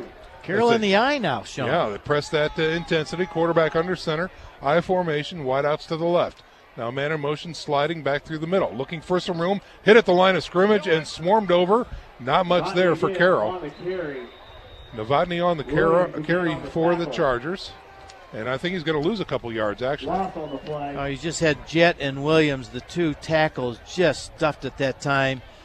So here's another one, third and 8. Yeah. They mark this back at the 17-yard line, so we'll call that a loss of 3. Well, Coach Dinan, he's up 10 points, 22-12. He's saying, okay, we're inside our 20-yard line. Let's not get fancy. We'll just run the eye and play it a little conservative. So let's see what he does here. Trips right, single setback, 1 wide left. Here's a snap, rolling to his right. Smith looks to throw. We've got a flag coming out, decides to tuck it and run. Oh, he paid for that one, but gets out past the 20, near the 23. We've been worried about, or Bishop Luers has been worried about Smith getting outside, and I think he got outside because the defensive end was held. Yeah. I saw Dippold coming up there, 23, from his safety position, and just he got held. That gave Aiden the corner, so they'll come back. Now, depending upon the spot, they might just want to make it 4th down. It'll be about 4th and 2 maybe, from what I could see, if they decline. But it looks like they're going to take the penalty. So this happened in the backfield near the 15 when they start the march. That's why you do it. Exactly, Absolutely Sean. right. Good call. Yep. And they'll place it inside the 10 at about the 8-yard line. So a big holding penalty against Carroll there. And that's going to bring up a 3rd and 17 now for the Chargers. Again, ball resting at about their 7, maybe 8-yard line. Aiden Smith's going to keep this football. From the shotgun, he looks to throw. Looks deep, left side. He's got it? No, incomplete pass. No flags. Great coverage by Charlton that time. And so good call on taking that penalty. That brings up a 4th and forever. Yeah, took a shot. That's not going to hurt him. No, yeah. But let's see, we've got Austin Mack back to return this punt. He is standing in Carroll territory at the 45-yard line. Big stop by Bishop Luers that time. Absolutely they needed to do that, and they really did. Jack Shannon will be standing in his own end zone to kick this one away. This is a big play here. And he is going to kick this one far to the right side. Beautiful kick by Shannon. It's going to angle out of bounds. No chance for Austin Mack to get to that one. And let's see where they walk this up to. Should be in Carroll territory when Bishop Luers takes over. At the 46-yard line. All right, so Bishop Luers on that exchange of punts gained about 1 first down. Yep. So they're inside. They only have 46 yards to go. Probably in 4-down territory pretty soon. Yes. Within first, if they get a first down. Maybe with another first down. I think you're right, Mark. Yep, absolutely. So let's see if Bishop Luers can right now match the intensity that Carroll has come out of here in the second half. 22-12, Carroll on top of Bishop Luers. Bishop Luers now on offense with 2:37 to go in the third quarter. Austin Mack, your quarterback. 2 wideouts to the right side. Single setback. Man in motion is Bustle. Fake to Bustle. Mack looks to pass now. Going deep. Right side. Single coverage out there, and it's going to be picked. Did he keep it? No, he dropped it. Intercepted that time. All right, Jack Johnson. It was for Jack Johnson, and he's a defender. Yeah. And he knocked it out of the defender's hands. Roughing the passer against Carroll coming up. That is a personal foul, and that's going to be 15 huge yards. Now I think the Bishop Luers Knights are in 4-down territory. Yes, and that's unfortunate that you go after someone that doesn't play quarterback. Yes. Take a shot at him late on his first pass of the night. So that takes the ball down to the Carroll 31-yard line. Ball is spotted just outside. And a 1st and 10 coming up for Bishop Luers. I'm going to say something. I wouldn't want to rile up Mr. One. Yeah. Number 1, and that might have done it. Might very well have. Let's see what happens here. Johnston comes in from the sidelines. Austin Mack's going to be wide out to the right side. Offset I formation, slot right, and 1 wide out left is Bustle. Here's a snap. Give to Charlton, left side. He's got a blocker, finds a seam. He's in through. He's at the 20, the 10, the 5, dives for the pylon. Give it to him. Oh, they're going to mark him at the 1-yard line. He took the pylon out. I thought Charlton had it, but the officials are down there. They said no. They give it to him at the 1-yard line. Godfather, what did you see? Did he hit the pylon with the football? No, I think his knee was down. I mean, he went over the line, but his knee hit down first, I think. And that was that play that's worked well all night, that counter Trey pulling the backside guard and tackle, the 2 big boys coming around, and Charlton made a nice cut there. That he did. That was a big-time cut. You're absolutely right. Yep. So Charlton takes him down to the 1-yard line. Let's see if they give it back to him. They're in an offset eye, Dippled in front of him. Charlton in the backfield, Jack Johnson from the shotgun. Give to Charlton, tries it through the middle, still scrum. Right there at the line of scrimmage, big push. And I don't think he's got it. He's going to be short. 2nd and goal coming up with inches to go now for the Bishop Luers Knights. 2:05 remaining in the third quarter. Manny Ifon made on the tackle. We haven't called him much tonight. Yeah. First time we've called him, he was right there. Defensive tackle checking in at 6'2", 245, one of the big uglies up front for Carroll. All right, I think Austin Mack's going to get this right behind Dipple. Charlton to the wide side on the right. Here's a snap. Give to Mack, right side behind Dipple. Finds a seam, touchdown. Dances into the end zone is Austin Mack with another Bishop Luers score. We've seen penalties hurt both sides tonight. In the first half, Bishop Luers had an unsportsmanlike conduct late that really hurt them. That time, the unsportsmanlike, well, basically the roughing the passer on Mack really hurt Carroll that time. Luers took advantage of it, and we're down at least a 4-point game. Could be 3. The PAT now for Bishop Luers. Howe on the attempt. Here's the kick. It is up. It looks good from here, and it is. So now your score with 1:38 to go. Bishop Luers is making it tight. We've got a heavyweight slugfest on our hands here, Mark. 22-19 is your score, and we are back in 30. SAC football at its finest right here on Redeemer Radio 106.3 FM. This is Jason Schiffley, principal of Bishop Luers High School. Students enter our school as children and emerge as adults, prepared to go out into the world with the tools necessary to become citizens of two worlds. Our enriched curriculum focuses on academics, service to the community, and participation in extracurricular activities, all while building on the foundation of our Catholic faith. Tuffy, our saintly mascot, reminds us that we are all called to be saints. Call us at 260-496-4700 or visit us online at bishopdwenger.com to find out how you can become a Dwenger saint. Well, so far, football fans, it has been a tale of big plays out here at Carroll. We were talking about a 99-yard kickoff return by Austin Mack. We're talking about a pick 6 for Carroll Chargers. We're talking about a lot of penalties tonight, and big ones. And it all adds up to a 22-19 score. Carroll clinging to a 3-point lead so far, Mark. All right, Kevin, the upgrade. Godfroy, Mack, 11 carries for 69 yards, 2 touchdowns. Luers, 31 carries tonight for 168 yards. Damon Williams in to kick this one away for Bishop Luers. Again, kicking right to left on your radio dial from the 40.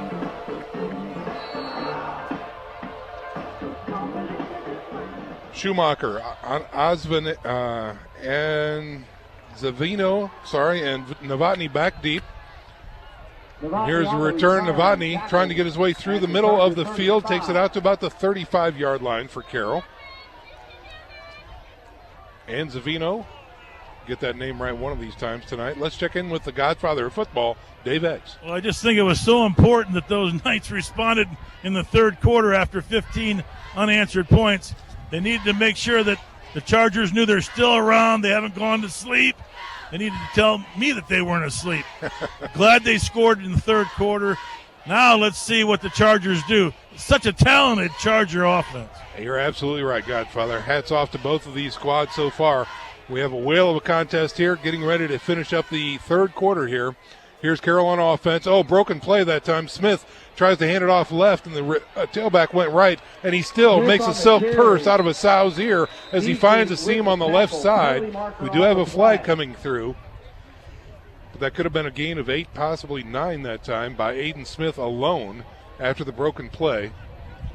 But this one's coming back, holding against Carroll. Again, these penalties, we had a lull there, Mark. It started off with a lot of penalties. We had a nice lull in the middle of the game. The third quarter, they flared up again, and another penalty here. We talked about in the first half, when you see some basketball games, sometimes they're called closely, and tonight this thing is called very closely. Yes.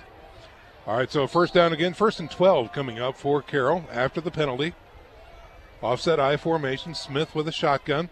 Give to the tailback. No, he decides to keep it. Play action, throws out to the flats. He's got his man. It is caught. 50-yard line down to the 45. Wrangled down after a nice catch and run that time by number 2 for Carroll. That is Schmeling on the reception for the Chargers, and that'll bring up a first down in Luers territory down to the 45. I need to say one thing about the refereeing. They've been fair for both sides. That's right. No huddle offense for Carroll now on 1st and 10. Offset I formation. Here's a snap. Give to the tailback through the middle. He's got some room. That's Novotny on the carry down to the 39-yard line. Mark, just to piggyback on that, I think you're right. They're calling it tight. They're calling it close, but they're calling it fairly. And that's calling important. It fair. Yep. That's right. So we'll call that a gain of 5, maybe 6. Tackle by Sturm that time. For the Chargers here on 2nd and 5 coming up. Again, no huddle offense. Trips left, 1 wide right. Single setback. Here's a snap. Give to the tailback. No, quarterback keeper. Right side, he's got room. The 30, the 25, the 20. Tries to spin out of it and taken down inside the red zone is your quarterback, Aiden Smith. That time they pulled Dylan Dixon, the left side tackle, and it was a tackle trap, and just really caught Luers off guard. What a nice play, well drawn up, and Dixon got out there in a hurry. He's only 6'3", 300. Aiden Smith on the quarterback option there. Scorches the Knights and gets it inside the red zone now. 1st and 10 for Carroll at the 17-yard line of Luers. From the shotgun, same formation. Trips left, one right. Quarterback keeper, inside shovel pass. And it is caught, and this time he will take it down to about the 10, well, maybe the 11-yard line. Call that a gain of 6 on the final play of the third quarter. Fourth quarter coming up, ladies and gentlemen, and Carroll is threatening inside the red zone of Bishop Luers down to the 11-yard line. 22-19 is your score. Carroll on top. Stick around. We're back in 30. You're listening to SAC Football on Redeemer Radio 106.3 FM.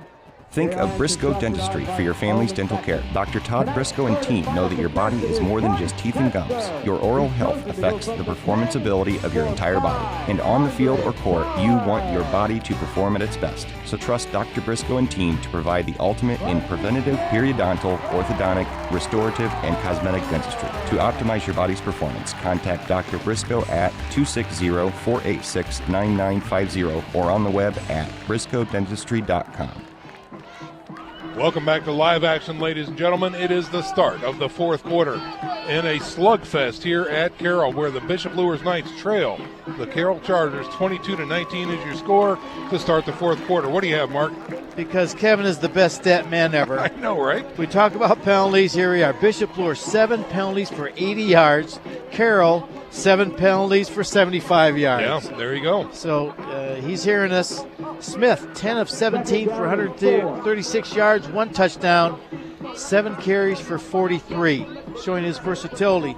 Bishop Luers, they're still saying, hey, we hold them to 3 points here. A touchdown wins it. So this is going to be a really big stop. Well, if Bishop Luers can hold them to 3. You're exactly right. It's an important stat, though, to see Aiden Smith numbers on the ground. That's 6 yards per carry, and that's a difference maker. All right, 2nd and 5 coming up for Carroll from the 11-yard line of Bishop Luers. They are threatening. Jet sweep, left side. He's got some room, got some pursuit. Does he get the angle? He gets inside the 5. No, run out of bounds near the 3, maybe the 4-yard line. Kid's got wheels. Becker right there, number 10. He is a speedster. All right, but again, so Becker, I think, is going to score. And guess who came out of nowhere and tackled him? Right. Who was it? Mack. There you go. Yeah.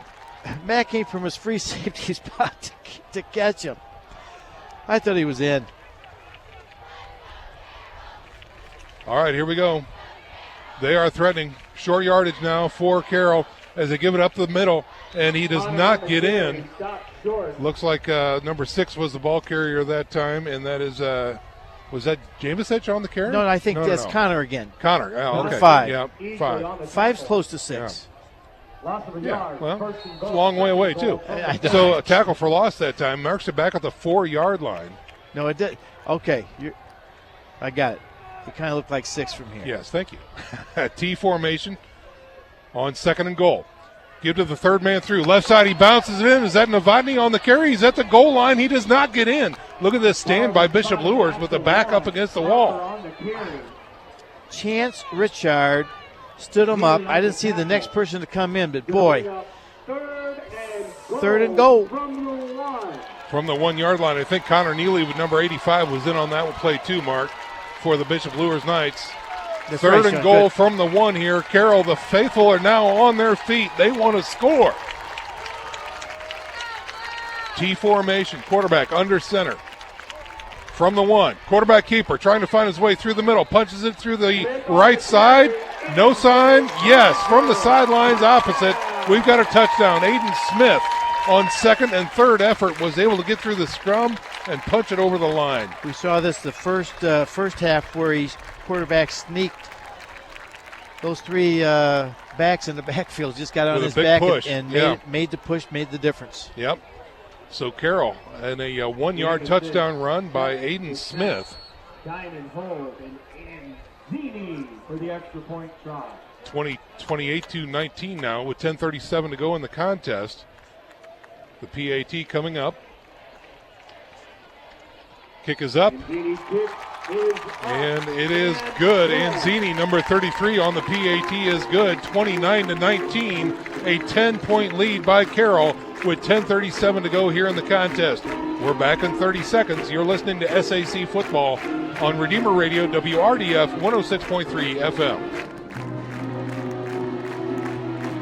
Whether you fly a plane through the clouds or bake cookies with your kids, we want to give you more time to do what you love. Hi, this is Lisa Stauffer from First Federal Bank. Our checking accounts with online and mobile banking options let you do just that. Whether you're in the air or on the ground, ask us how you can get up to $150 when you open a new checking account and take advantage of these banking options. First Federal Bank, better together. Member FDIC, Equal Housing Lender.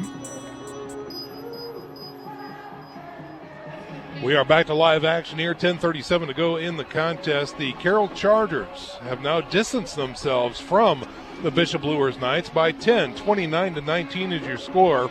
On the quarterback keeper, 1 yard run by Aiden Smith. Got a big push from that T formation behind him. 7 more points on the board, and they're up by 10. There's a little more offense we were going to see in the first half, Sean. Yeah, no, you're right. They're starting to open up a little bit. Yep. Both teams kind of feel each other out, and now they're throwing haymakers at each other. That's exactly right. We've seen Aiden Smith on that read option be very successful all night, and now they're giving him more opportunities to do just exactly that, and it's paying dividends for the Carroll Chargers. Well, you mentioned that earlier, if they're going to open it up for him, and right. they have, Yep. and he's taking advantage of it. Jack Shannon, number 85, to kick this one away for Carroll. Ball at the 40, kicking right to left. Austin Mack and Gilly back deep, angling the ball, and that's going to be kicked out of bounds. Flag Offside. coming out. We had a Carroll Charger leave early, so they're going to have to re-tee this one. Kick it from the 35. Wow, a flag. Folks, your fourth quarter sponsor. Just a reminder here that you can help support your Catholic parish or school and help yourself in the process with Notre Dame Federal Credit Union's Elevate program. Call Elevate at 844-230-6611 or visit them online at ndelevate.com to learn more. Also a reminder, football fans, next Friday night we've got another haymaker coming up. The Bishop Dwenger Saints hosting these Carroll Chargers from the friendly confines of Zollner Stadium. Tailgate talk starts at 6 p.m. Live to the booth at 6:55 for Carroll at Dwenger next Friday night. Sean, that was only the 15th penalty of the night. Yeah. So they reset the ball at the 35-yard line, and Carroll will have to re-kick. Again, the MO here, keep it out of Mac's hands at all costs. So we expect an angled kick coming up from Carroll. And this time they kick it deep. Left side, bounces inside the 10, angles out of bounds, and another flag will come out. Ball goes out of bounds near the 7.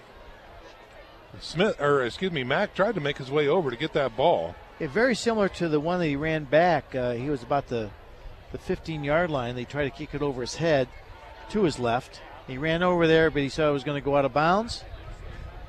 You know, without that penalty, that might very well have. It went out of bounds at the 7. So with the lucky enough roll, that could have been into the end zone. But alas, all for naught. Well, it has to go back to the 30, gentlemen. Yeah, the Shannon, stay on the field there, son, because you got to kick it again. Well, because they started at the 40-yard line. That's right. But they had a 5-yard penalty before that. So someone caught it. As they get set to re-kick, we've got a quick update from Nick Gray. We have our first final in tonight, guys, and guess what? Belmont shocks Leo, comes back and wins 24-21. Wow. Yes, back up to you. Okay. Well, again, Leo didn't have their quarterback. Yep. He's there out. you go. So we know the importance of quarterbacks. We talked about it in the tailgate talk. And we see it on display tonight we here, see too. it tonight without Wazensky. So it's tough when you lose your starting quarterback anytime. Deep kick. Matt goes for it, but it looks like it's going to go out of bounds again, and another flag comes out. And this is what Austin Mack does. That's right. He disrupts your game plan. That's all there is to it. Yep. Reminds me a lot of Devin Hester when he used to play with the Bears. You bet. Godfather, what do you have for us? It looks like they want him to kick it again. Yeah, you're absolutely right. And they're going to say, hey, have some of these guys run these wind sprints. Yeah. Because the Knights aren't running at all. They're just watching the ball. But I mean, I'm looking how many starters are on this squad. That's a good question. Yeah, they're going to move the ball back to the 25-yard line.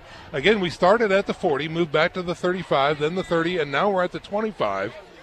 And it looks like we've got a new kicker coming in for Carroll here. Oh, that's JP Enzini. Yeah. Enzini, and we were watching him kick 50-yard field goals at halftime. This kid has a monster leg. Oh, I don't know if Bishop Luers saw it, but boy, we did.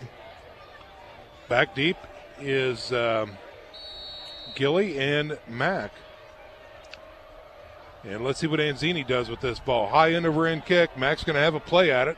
He's going to bounce at the 20. He's taking it at the 15, 20, 25. Goes across field looking for some room and some blockers. He's got some pressure. He's not going to be able to make the turn, and he gets knocked down at about the 27-yard line. Bishop Luers got a break because someone just hit somebody in the back there at the end, and they didn't call it. That's exactly right. Surprising tonight. And it was near Mack, too, so I'm surprised that didn't get a call. Yeah.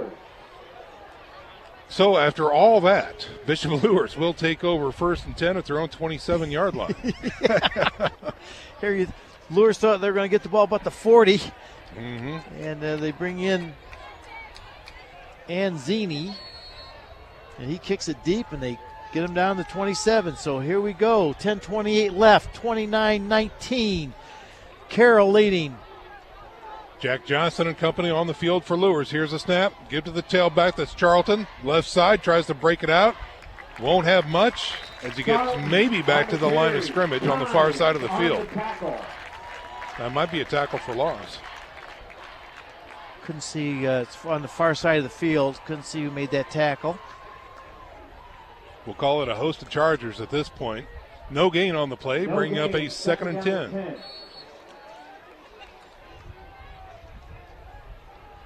Clock is stopped as Charlton was able to get out of bounds. 10:20 to go here in the contest. As the Knights come up to the line, single setback is Charlton. From the shotgun is Johnston. Here's a snap. He's looking to throw. Airs it out. Right side seam. He's got Mack. It's caught. The 40, the 30, the 20. They can't catch him. Touchdown, Austin Mack. Oh, my goodness. Jack Johnson put that in the money, Sean. That he did. What a play. He just went back there, 75-yard touchdown strike, and it stuns the crowd again. Wow. Good heavens. What a throw and catch by Johnson to Mack. And again, Mack looked back to Schumacher and said goodbye and turned on that extra jet, and it was gone. Yeah, he went into passing gear, and it was lights out at that point. A 75-yard connection, Johnston to Mack, and the Knights erase a 10-point deficit. Let's see if they can put another point on the board with the PAT. It is up, and it is no good. Wide right. Oh, my goodness. Wide right. Wow, 29-25 is your score, so a 4-point deficit remains for the Bishop Luers Knights. And we're going to step out for a 30-second break. This is SAC Football on Redeemer Radio, 106.3 FM. Are you looking for an orthopedic specialist? Ortho Northeast has been serving the community for over 50 years with offices in 3 convenient locations. Look for the location nearest you. Dr. John Pritchard is a board-certified orthopedic surgeon with 20 years of experience with ONE and can assist you with the best treatment plan for your knee or shoulder pain. Dr. John Pritchard is looking forward to meeting you and helping with all orthopedic needs. Call Dr. Pritchard at 260-484-8551 or visit the web at www.orthone.com. We are back to live action right here. A 75-yard bomb from Johnson to Mack puts the Knights right back in at 29-25. Little disappointment to finish that drive, though, as the PAT was missed. So a 4-point deficit instead of 3 points. And Mark, that's 3 PATs missed for the Knights tonight. Yes, you're right, Sean. The first one was blocked. The second one they went for 2, and it got stuffed. And that one there just went just a little bit wide right. So if they would have converted on all of those, it'd be tied up right now, 29-29. But instead, there's a 4-point deficit. A lot of time left on the clock. Or just one of them, you're a field goal away. That's right. A lot of time left. Here's Damon Williams kicking left to right on your radio dial from the 40. And it's a squib kick, takes a bounce, gets into the second line, gets into the third line, called over. Oh, it's still on the ground. I think Luers might have it. Luers ball. Dave X, you're right down there. Did you happen to see who covered it? No, I didn't. I was watching to see who had it. He was laying on his back, couldn't catch his number. But I'll tell you what, when that ball is kicked like that and that third hop goes over the receiver's head, that's a live football. Knights are all over it. Now if they score, get the extra point to go in the hoop, they're up by 3. That's exactly right. Let's see what they can do. The momentum is clearly shifted right now, and it is on the sidelines of the Luers Knights. Coach X called it. It was going in for in, and it just popped over the receiver, and then it was all game on. Yeah, that's right. Okay, so here come the Knights. 1st and 10 from the 33-yard line of Carroll. Little misdirection. Austin Mack on the reverse. Left side, he's got a blocker. Gets 10 yards. Does he scrub for more? He does. Gets down to about the 20-yard line. There's another new wrinkle for the Bishop Luers offense. End around to Mack. Ball is inside the Charger 20. That run. So they break into the red zone of Carroll. The ball is marked on the 19-yard line. Austin Mack with a first down and more for the Knights. You're just telling these kids no more penalties. That's right. Okay. Yeah, exactly. They're calling it tight. Just play good, smart football here, and just don't get a stupid penalty. No red zone mistakes for the Knights at this point. Let's see what they do here on 1st and 10 from the 19. Get to Charlton, right through the gut, right up the middle. So they stand him up and push him backwards. Small gain that time for Charlton, maybe down to the 17. Connor and Jamisic on the tackle. 5 and 6 were there. That was easy to see. Gain of 2. They've gotten a little tougher inside. Yes, Carroll's gotten a lot tougher inside. Yeah, you're absolutely right. It's the second half running the football. Luers isn't doing anything up there. They're getting all their yards out wide. Gain of 2 by Charlton brings up a 2nd and 8 for the Knights. Offset I formation to the left. Here's a snap. Give to Charlton. No. Play action. He rolls left. Still looking. Fires. And that's going to be an incomplete pass. He delivered a rocket 5 yards down the field. And it bounced off a Dippold and an incomplete pass.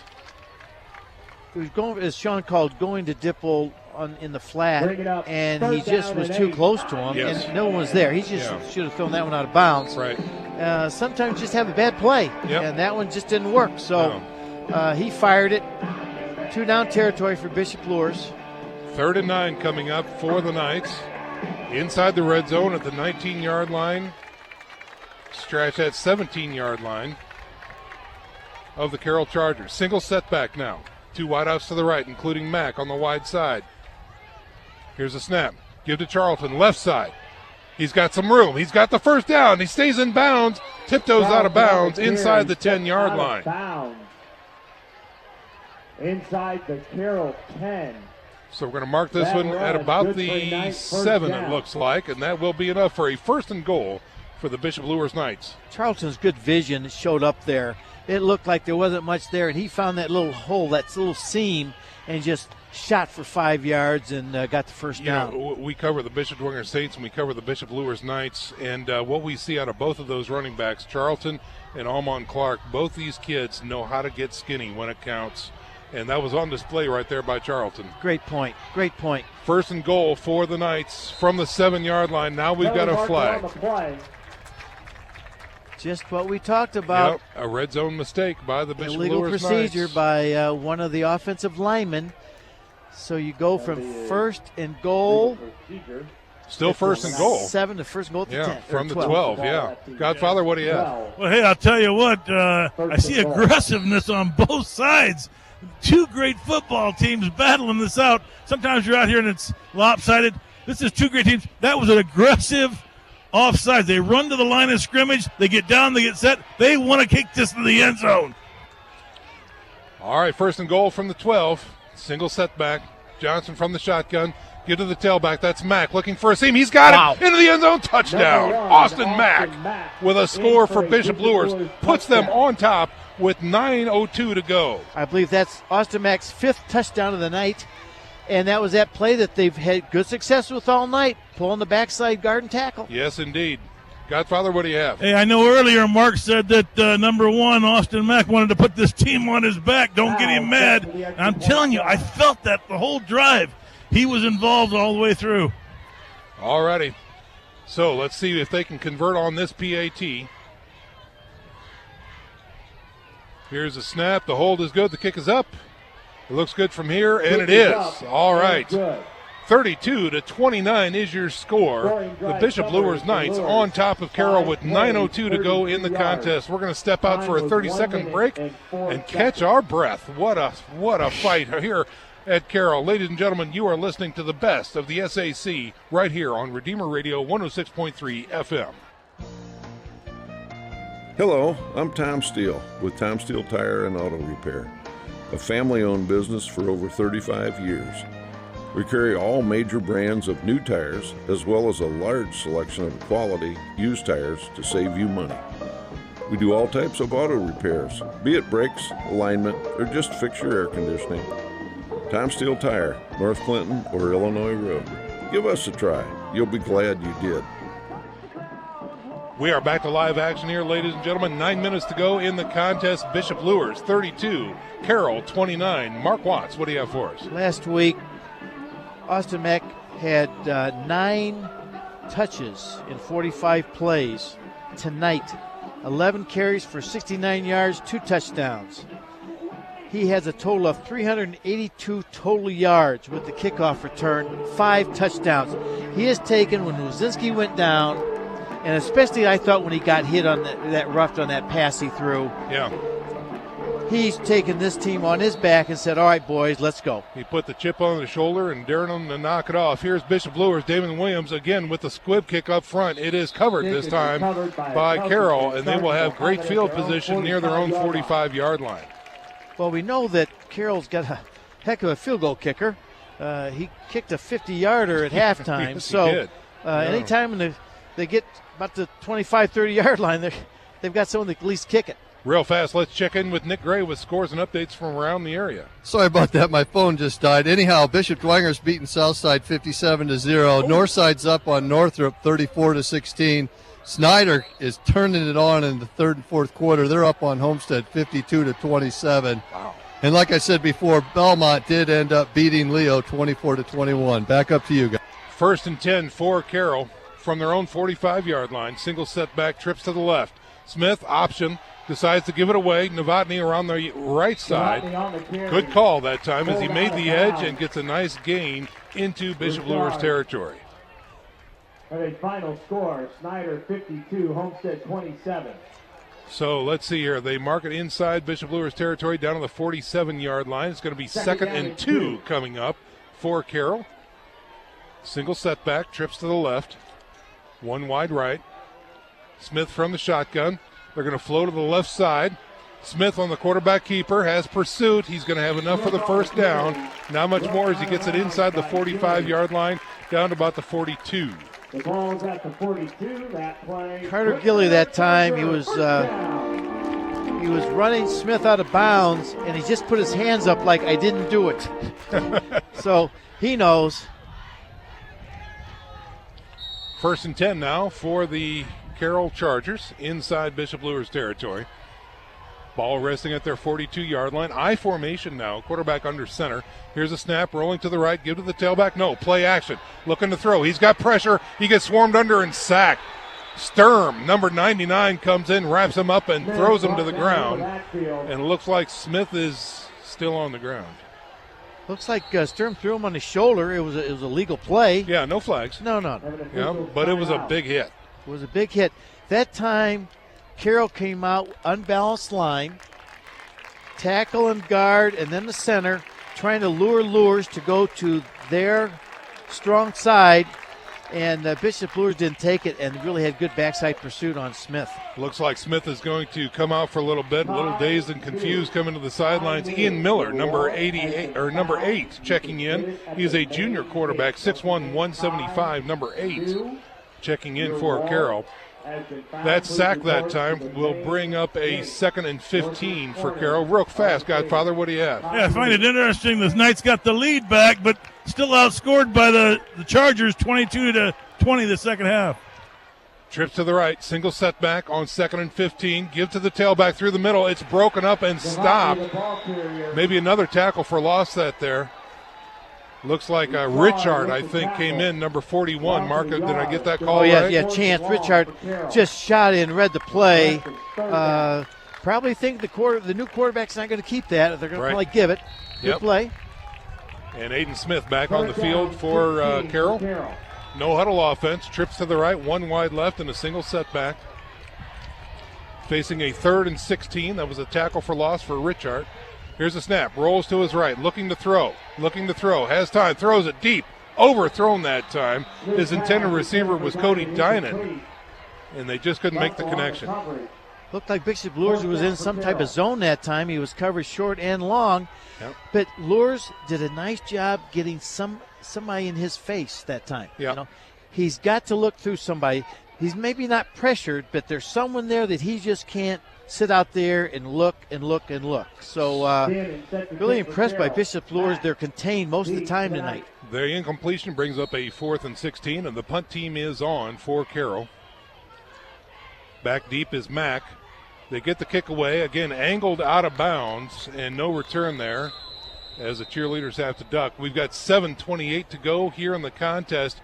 Your score is 32-29. Bishop Luers clinging to a 3-point lead, and now they get the ball back. Let's see what they can do on offense. They're going to mark this at the 22-yard line. Well, Bishop Luers right now, Coach Lindsay said, gentlemen, we've got to keep this football. We know they've got a big kicker. 7:28 left. Let's get this thing down to 2 or 3. Let's get some field position. They need some field position. Well, they need to keep the ball and run this clock out, too. That's just all there is to it. Godfather, what do you have? Well, hey, really on the way out, the defense is tapping hands with the offense saying, hey, let's go, guys. The Knights are on fire right now. Jack Johnston with a single setback. He's got 2 wideouts to the left. 1 wide right is Mack. Here's a snap. Oh, it's low. It's on the ground. He picks it up. He's going to run for his life to the right. He's going to get swarmed over and stopped in the backfield. Now we've got a flag coming out, too, near the 20-yard line. Another bad snap. Yeah. That's about the 5th one tonight, and that's unopportune time for that one this deep in your zone. So he was dropped at about the 18-yard line. So that would be a 4-yard sack. Our 17th penalty tonight. Yep. So the hold against Bishop Luers will drive them even deeper into their own zone. 7:19 to go in the contest. Again, your score 32-29. And a reminder, folks, we'll see Carroll again next week as they travel to Zollner Stadium to take on the Bishop Dwenger Saints. Tailgate talk at 6 p.m. Our game coverage starts at 6:55. Sean, they declined that. I don't know if you saw that. So I did not. Second down. Second 14. 2nd and 14 coming up. They sweep to the left side, give to Mack from his tailback position. Bounces off of 1 tackle, gets some good positive yards. And let's see the side judge coming in. They're going to mark him back near the original line of scrimmage. We'll call that a gain of 5, bringing up a 3rd and 9. Dylan Connor just came out of nowhere and just stuffed it. Boy, he's been fun to watch tonight, too. He is a player. You know, we talked about there's been a lot of good players out here. I think Williams for Luers has just hit. Chance Richards had a great night. Well, you know, we were exposed to Dylan at the scrimmage when they scrimmaged against Dwenger. And everybody looked up after that one huge hit. Who is number 5? Oh, my heavens. Blitz. Here it is. Blitz coming. Give to Mack. Oh, ball is on the ground. And I think Carroll's got it. Bad transaction that time, and Carroll will take over, and they are set up to go. Inside the red zone of Bishop Luers. They're going to spot this one. It looks to be about the 17-yard line. They blitz Dylan Connor. Go ahead, Godfather. No, this is showing, you said it earlier, it's a game of a lot of mistakes, and it's going to be the winner is going to be the one that takes advantage of those mistakes. And I'll tell you, that ball was loose, and the Chargers pounced all over it. Well, Dylan Connor, he caused it. He blitzed that time. It was a reverse, so it took a little time, and they really never got it off. Here comes Carroll on offense now. inside the red zone of Bishop Luers. Aiden Smith, option, right side. He shakes one tackle, gets into the backfield, touchdown! Aiden Smith on the quarterback keeper, a 17-yard scamper for the quarterback. We talk about great athletic moves. There's another one. Absolutely. 2 Luers kids had him. It looked like to me dead to rights, and he split them for a touchdown. You're absolutely right. Wow. So Carroll. Have we been entertained by some good football tonight? Oh, my goodness. Unbelievable. Carroll takes advantage and scores points off the turnover on one play, a 17-yard touchdown run by the Division I quarterback, Aiden Smith, and they take the lead 35-32. Here's the point after. Kick is up, and it is good, 36-32, a 4-point differential with 6:12 to go. Well, Mark, we talked about it, how important that drive was for Bishop Luers. Contain the ball, no mistakes, run time off the clock, get some first downs. They ended up really turning that whole philosophy on their head with the turnover, and Carroll takes advantage and scores. Sean, you're right, and that's the second turnover. Carroll's had a pick 6 in the third quarter also, so here's 2 big turnovers, cost Luers 14 points. That's really been the difference in the ballgame. Turnovers and penalties, you're absolutely right. Godfather, what do you have for us? Attitude's a big part of the game. I like to look at face masks and see if they're facing the ground. I did not see that on the Knights when they came off. They hustled off the field. Faces were up. Coaches were patting them. I don't think they're out of this ball game. 6 minutes and 12 seconds. I don't think we're done seeing scores here yet. Here we are, 6 minutes and 12 seconds to go, and what a contest it has turned out to be. An instant classic once again here, as Carroll is now on top of the Bishop Luers Knights, 36-32. Belmont 24. And we've got our kicker back.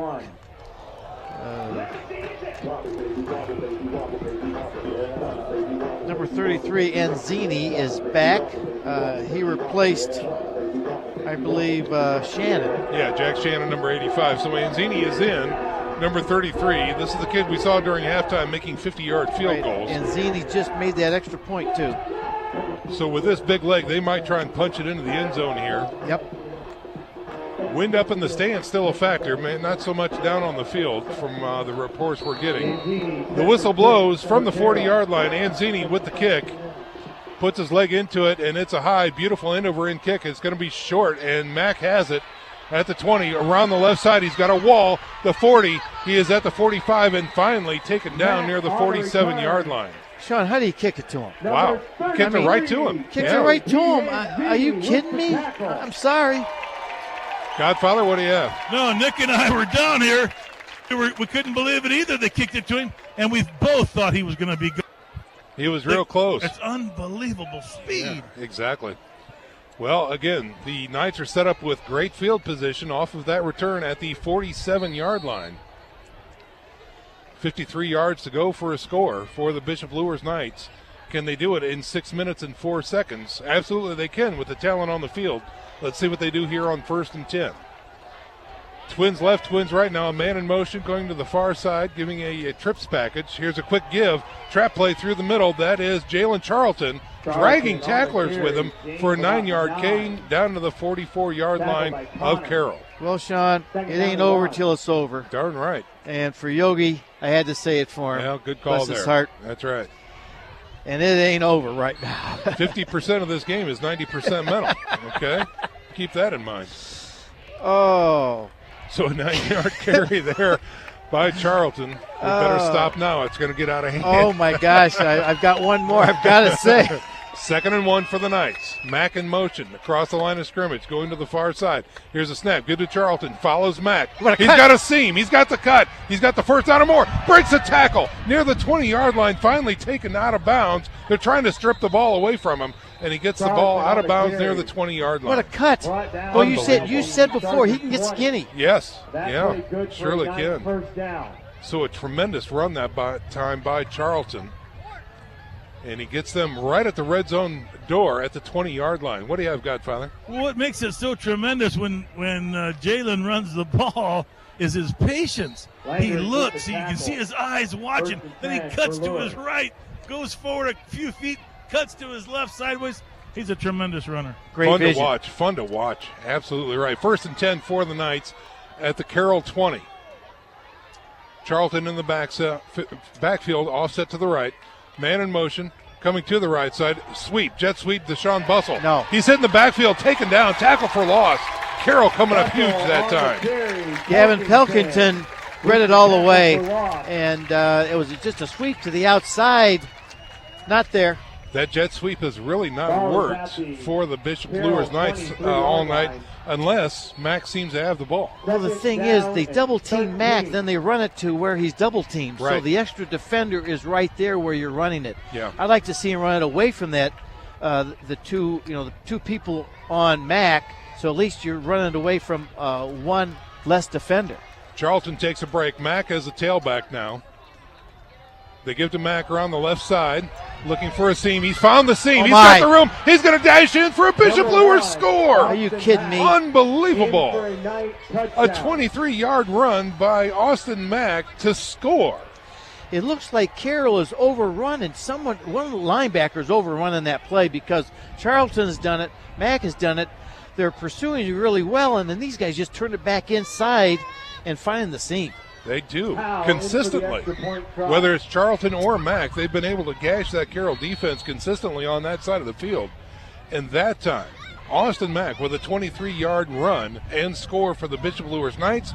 We await the kick for the PAT, and it is no good.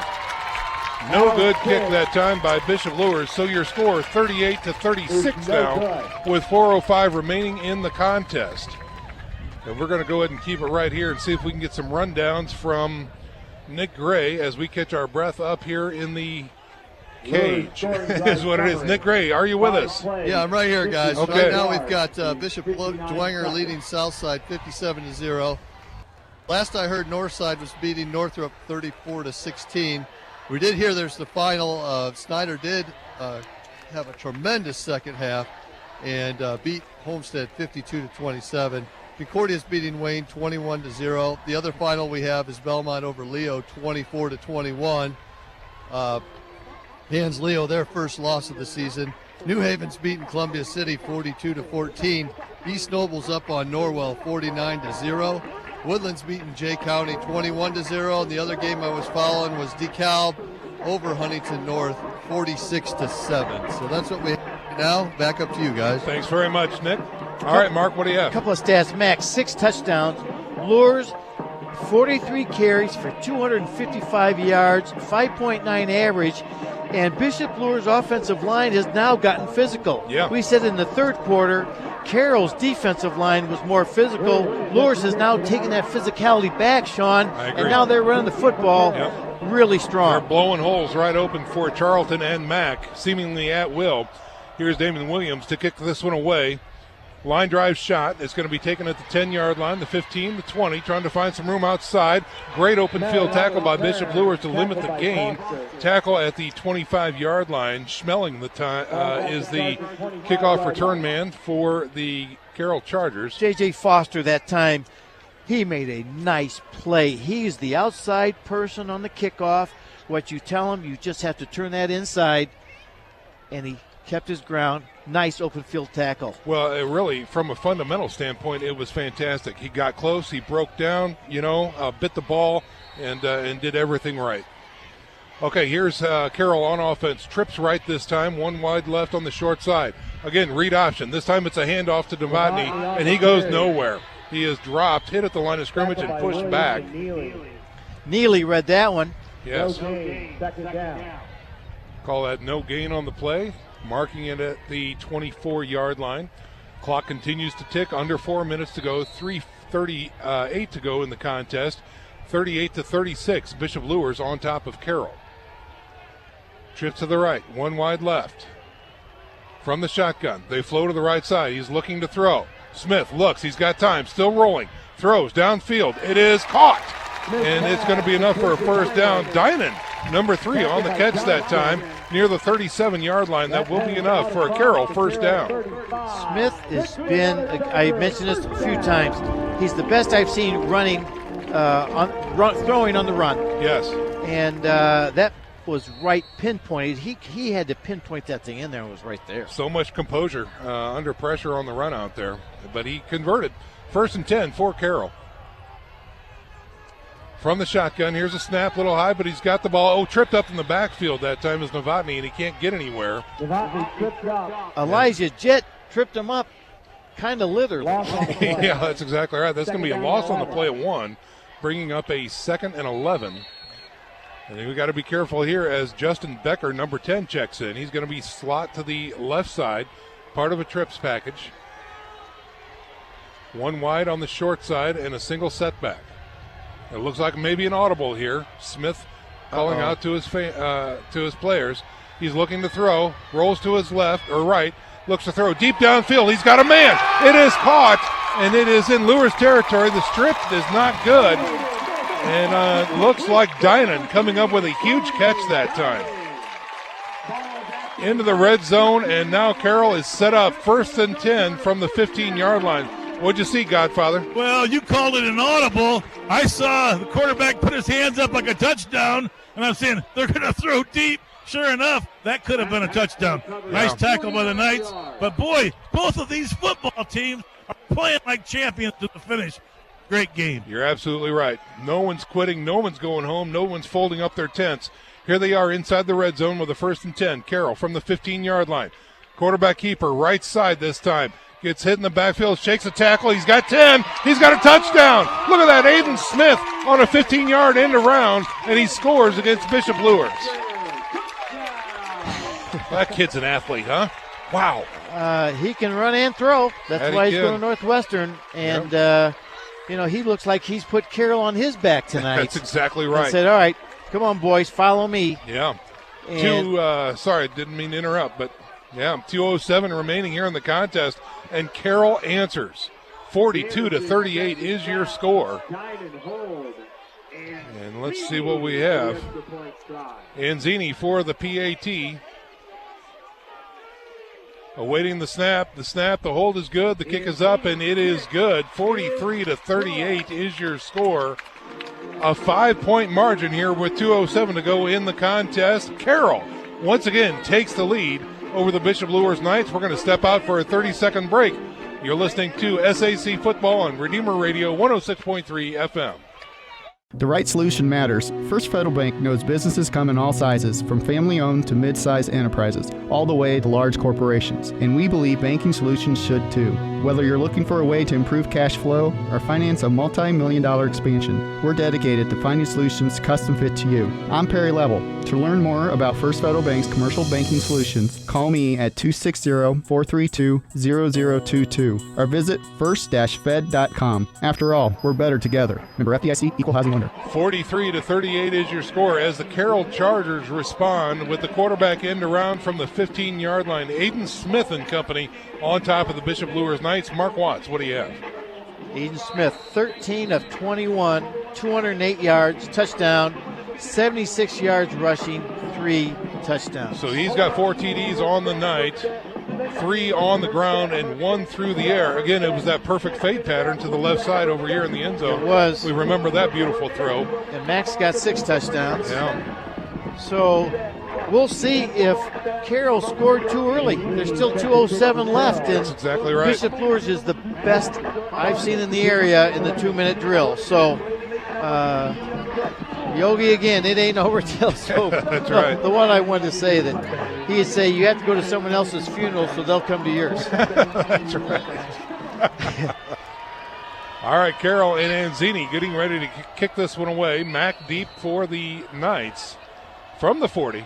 Here is a low kick on the ground taken by an upback and covered up at the 37-yard line.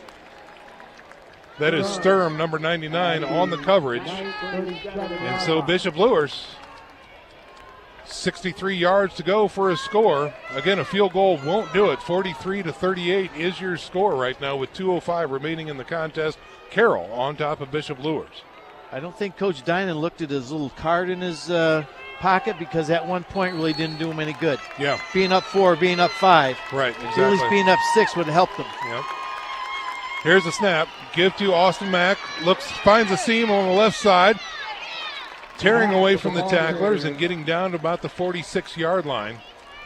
That's that same play. They're kind of going, they're going like they're going left, and then all of a sudden they see that seam, pop it up for 8 yards. So 2nd and 2 coming up for the Knights. Clock continues to run. Snap, give to Austin Mack, left side, breaks it outside this time. Looks for a seam, will have enough for a first down. They stop the clock as he gets out to about the 49-yard line. Again, remember, in high school, they stopped the clock when there was a first down. So the clock stopped at 1:33. Bishop Luers will hurry this up. They actually mark it at the 48. Still will be enough for a first down. They wind the clock with 1:28 to go. Here's a snap.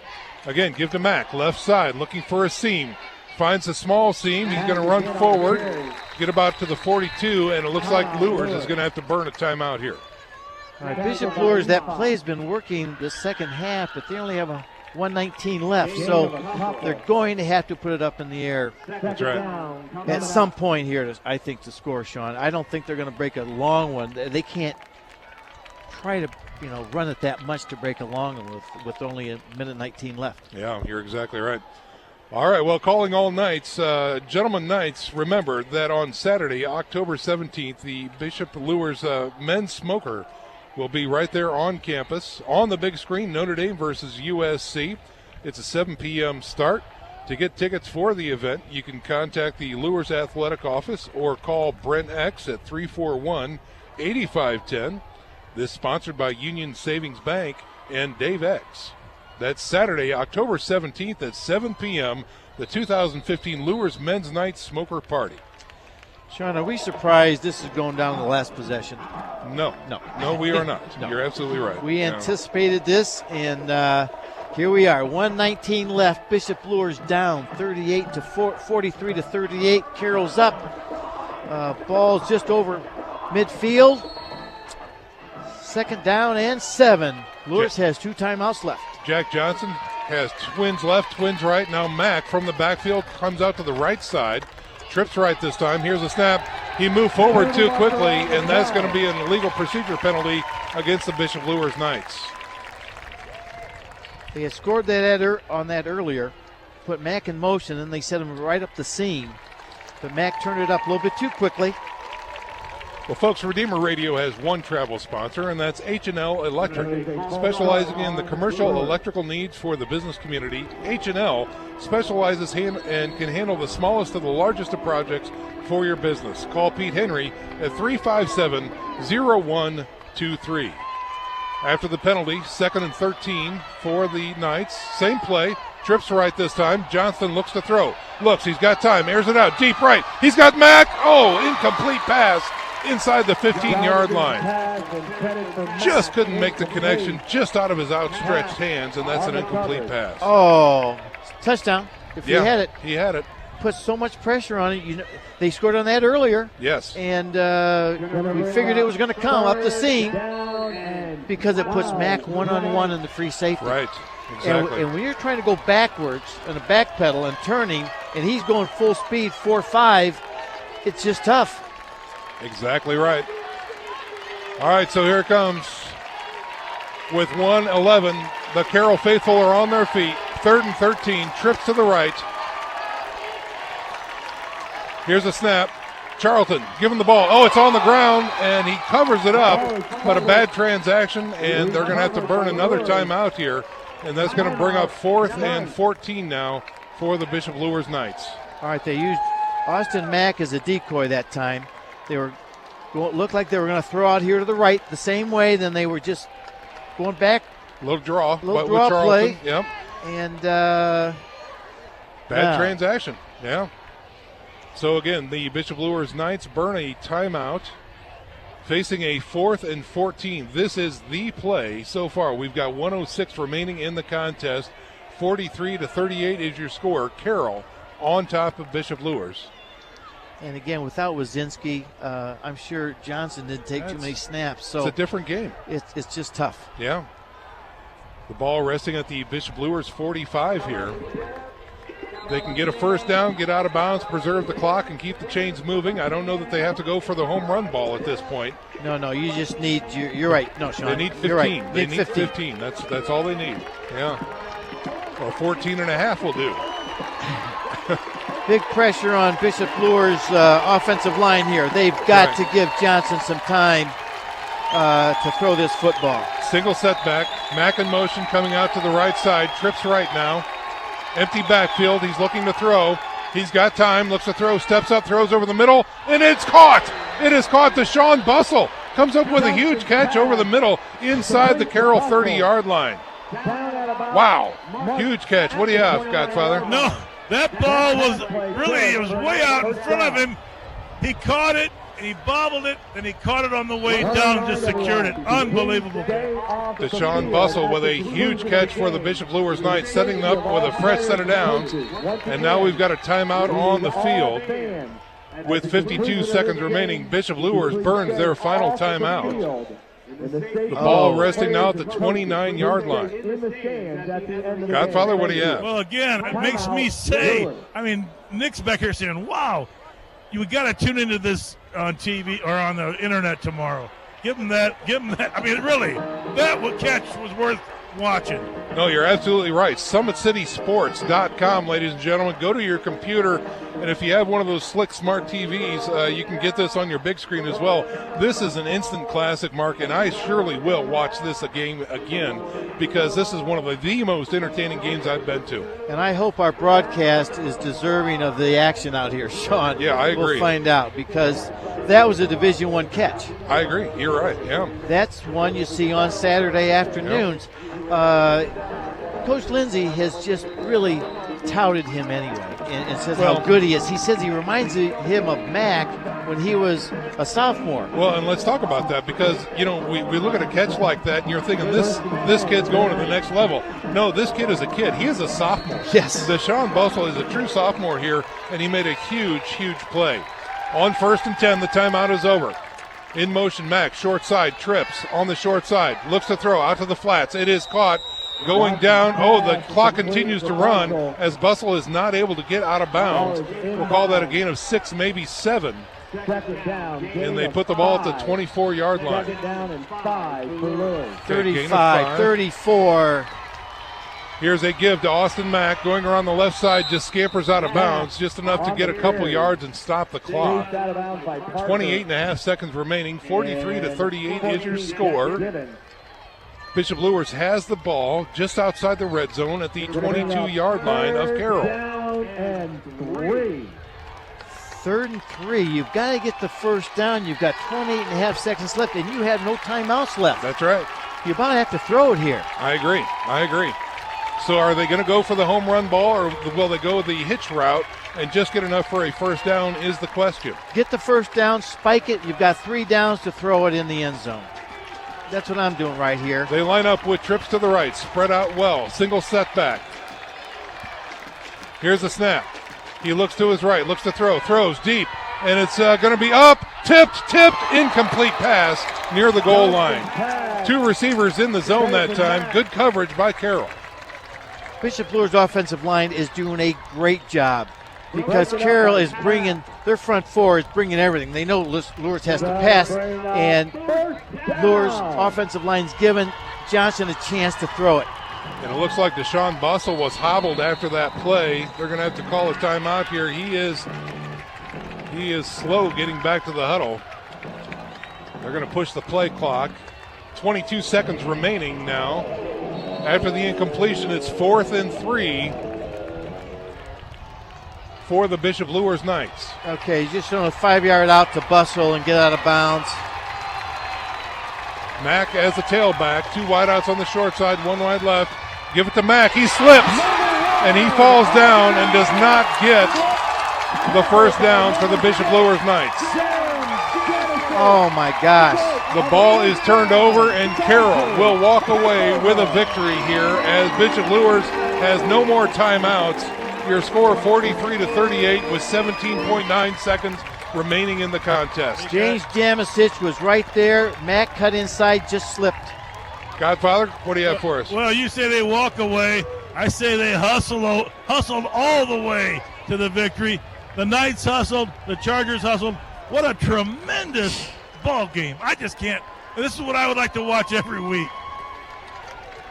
So the Carroll Chargers will take the victory formation, take the snap, and call it a hard-fought victory over the Bishop Luers Knights here. And that's going to do it. They take the snap, and the clock continues to run. 43-38 is your final score, ladies and gentlemen. And what a game it has been as the Carroll Chargers victorious over the Bishop Luers Knights tonight after an instant classic. Both teams making their way out the midfield stripe to shake hands and give each other I've seen some hugs out there. Yeah, some well-earned kudos on a job well done. These handshakes, I'm telling you, there's mutual respect on that field. You can just see it. You're absolutely right. Two hard-fought teams, good teams. Too bad someone had to lose. That's a cliche at times, but this is one that counts. Both of these teams, they left it all on the field. That was clear. That is evident. Nobody has anything to be upset about or to hang their heads for because this was an epic battle that went down to the very last seconds of the contest, and what a contest it was. Godfather? Hey, Coach. I got Coach Dinan down here. What a tremendous effort by your Chargers and the Knights, but what a tremendous effort. What ball game that with kids that had this and effort, throughout the whole thing. Austin Mack, a phenomenal football player, probably the best. And to make the stop at the end was monumental. Well, Coach, I want to congratulate you. What a great job of preparation tonight. Thank you very much. All right. Thank you very much, Godfather, for the interview with Coach Dinan right there. And again, hats off to the Carroll Chargers for coming out with a victory. 43-38 is your final score. We're going to go ahead and step out for a 30-second break, give Kevin a chance to wrap up the final numbers, and we're going to check in with Nick Gray as well, who's got the final wrap-ups from around the area. Stick around, folks. We're back in 30 seconds with our postgame show here from Carroll High School. You're listening to SAC Football on Redeemer Radio 106.3 FM. Matthew F. Hatfield, a health insurance specialist for those aged 65 and older, and for those under age 65 receiving Social Security disability. Matt provides Medicare supplement plans, Medicare Part D prescription drug plans, Medicare Advantage plans, dental, vision, and hearing aid insurance plans, and long-term care insurance plans. For taking good care during the best years of your life, call Matthew F. Hatfield at 484-6606. We are back with our postgame show, ladies and gentlemen, brought to you by Bishop Luers High School, a Catholic educational community that instills in each student dignity, integrity, respect, and responsibility. Catch the Luers spirit at www.bishopluers.org. Well, again, reporting a hard-fought and well-earned victory by the Carroll Chargers, 43-38 over the Bishop Luers Knights. Let's talk about numbers and bring in Kevin Godfrey. Kevin, what do you have for us? Thanks, Sean. We'll start with the Chargers. Smith was 13 of 21 passing for 208 yards and a TD. He also had 12 carries for 76 yards and 3 touchdowns. For the Knights, rushing, Charlton had 20 carries for 142. Mack had a total of 292 yards on 24 touches and also had 6 TDs. Total yardage, Luers 469, Carroll 330. Luers had 4 failed point after attempts and also had 2 turnovers that turned into touchdowns. All right, Kevin, thanks very much for the update on the numbers right there. Tremendous tale of the tape, but we don't want to keep you folks waiting around too long. We know you like to hear about updates from around the area, so we're going to check in one final time with Nick Gray. Yes, so far we have Bishop Dwenger beating Southside 57-0. Northside's up on Northrop 34-16. Snyder did beat Homestead 52-27. Concordia's beating Wayne 21-0. Belmont ended Leo's perfect season with a win of 24-21. And we have New Haven beating Columbia City 42-14. East Noble up on Norwell 49-9. And the other game I was watching was DeKalb was up on Huntington 46-7. So it's been a great night. And with that, good night, everyone, and back up to you guys. All right, thanks very much, Nick, for the update right there. Well, I got to say, Mark, this is one for the record books. I'm exhausted, but excited at the same time. What just a tremendous display by both teams here. This is just great football. Yeah. We talk about turnovers. Luers had 2. Carroll had one. Yep. And it was, that turnover that might, difference because these teams were that close. And Coach Dinan told me before the game, we've got to take care of the football. Right. And they did. Yeah. And really their offense didn't turn it over. It was their special teams that turned it over. And Luers, just the heart that they showed, they just kept coming back. It was just two heavyweights. We said it. There was some haymakers thrown. That's exactly right. And here early, the offenses didn't do much. And look what Bishop Luers did, though, without Wazinski. They lost their starting quarterback in the first quarter. They found a way to score 38 points. Yeah, Austin Mack. You're absolutely right. Jack Johnson, hats off to him. The entire team, that offensive line showed so much guts and bravado. I tell you what, I just you can go on and on and on and drone on about the effort and performance of both of these teams on display tonight. And you know what? We get to see some more next week as the Bishop Dwenger Saints host these Carroll Knights at Zollner Stadium. You're hopefully going to be there on the sidelines with us? I will not be there next week. Oh, darn. But I wish I could be. But absolutely. I just thank you. I thank the fans out there. I thank these great teams. Yeah, you're absolutely right. This was so much fun to do. Just do good football like this at this atmosphere. You bet. Kudos to both squads. Great stuff. Well, again, folks, join us next week here on Redeemer Radio. Tailgate Talk starts at 6 p.m. with live coverage from the booth at 6:55. Again, Mark talked about some very special thanks. Also want to thank our chief sports engineer, Robert Scora, back at the station for keeping us on the air tonight and just doing such a tremendous job all season long. On the sidelines tonight, we had Nick Gray and the godfather of football, Dave X. Up here in our cage, we had Kevin, the Godfrey upgrade. Kevin Godfrey, we call him the upgrade for a reason. It is well-deserved. For my broadcast partner, Mark Watts, I'm Sean McBride, wishing you all a very good night. May God bless you, and we'll see you on the sidelines. You're listening to Redeemer Radio, WRDF 106.3 FM. In the name of the Father, and of the Son, and of the Holy Spirit, amen. We give you thanks.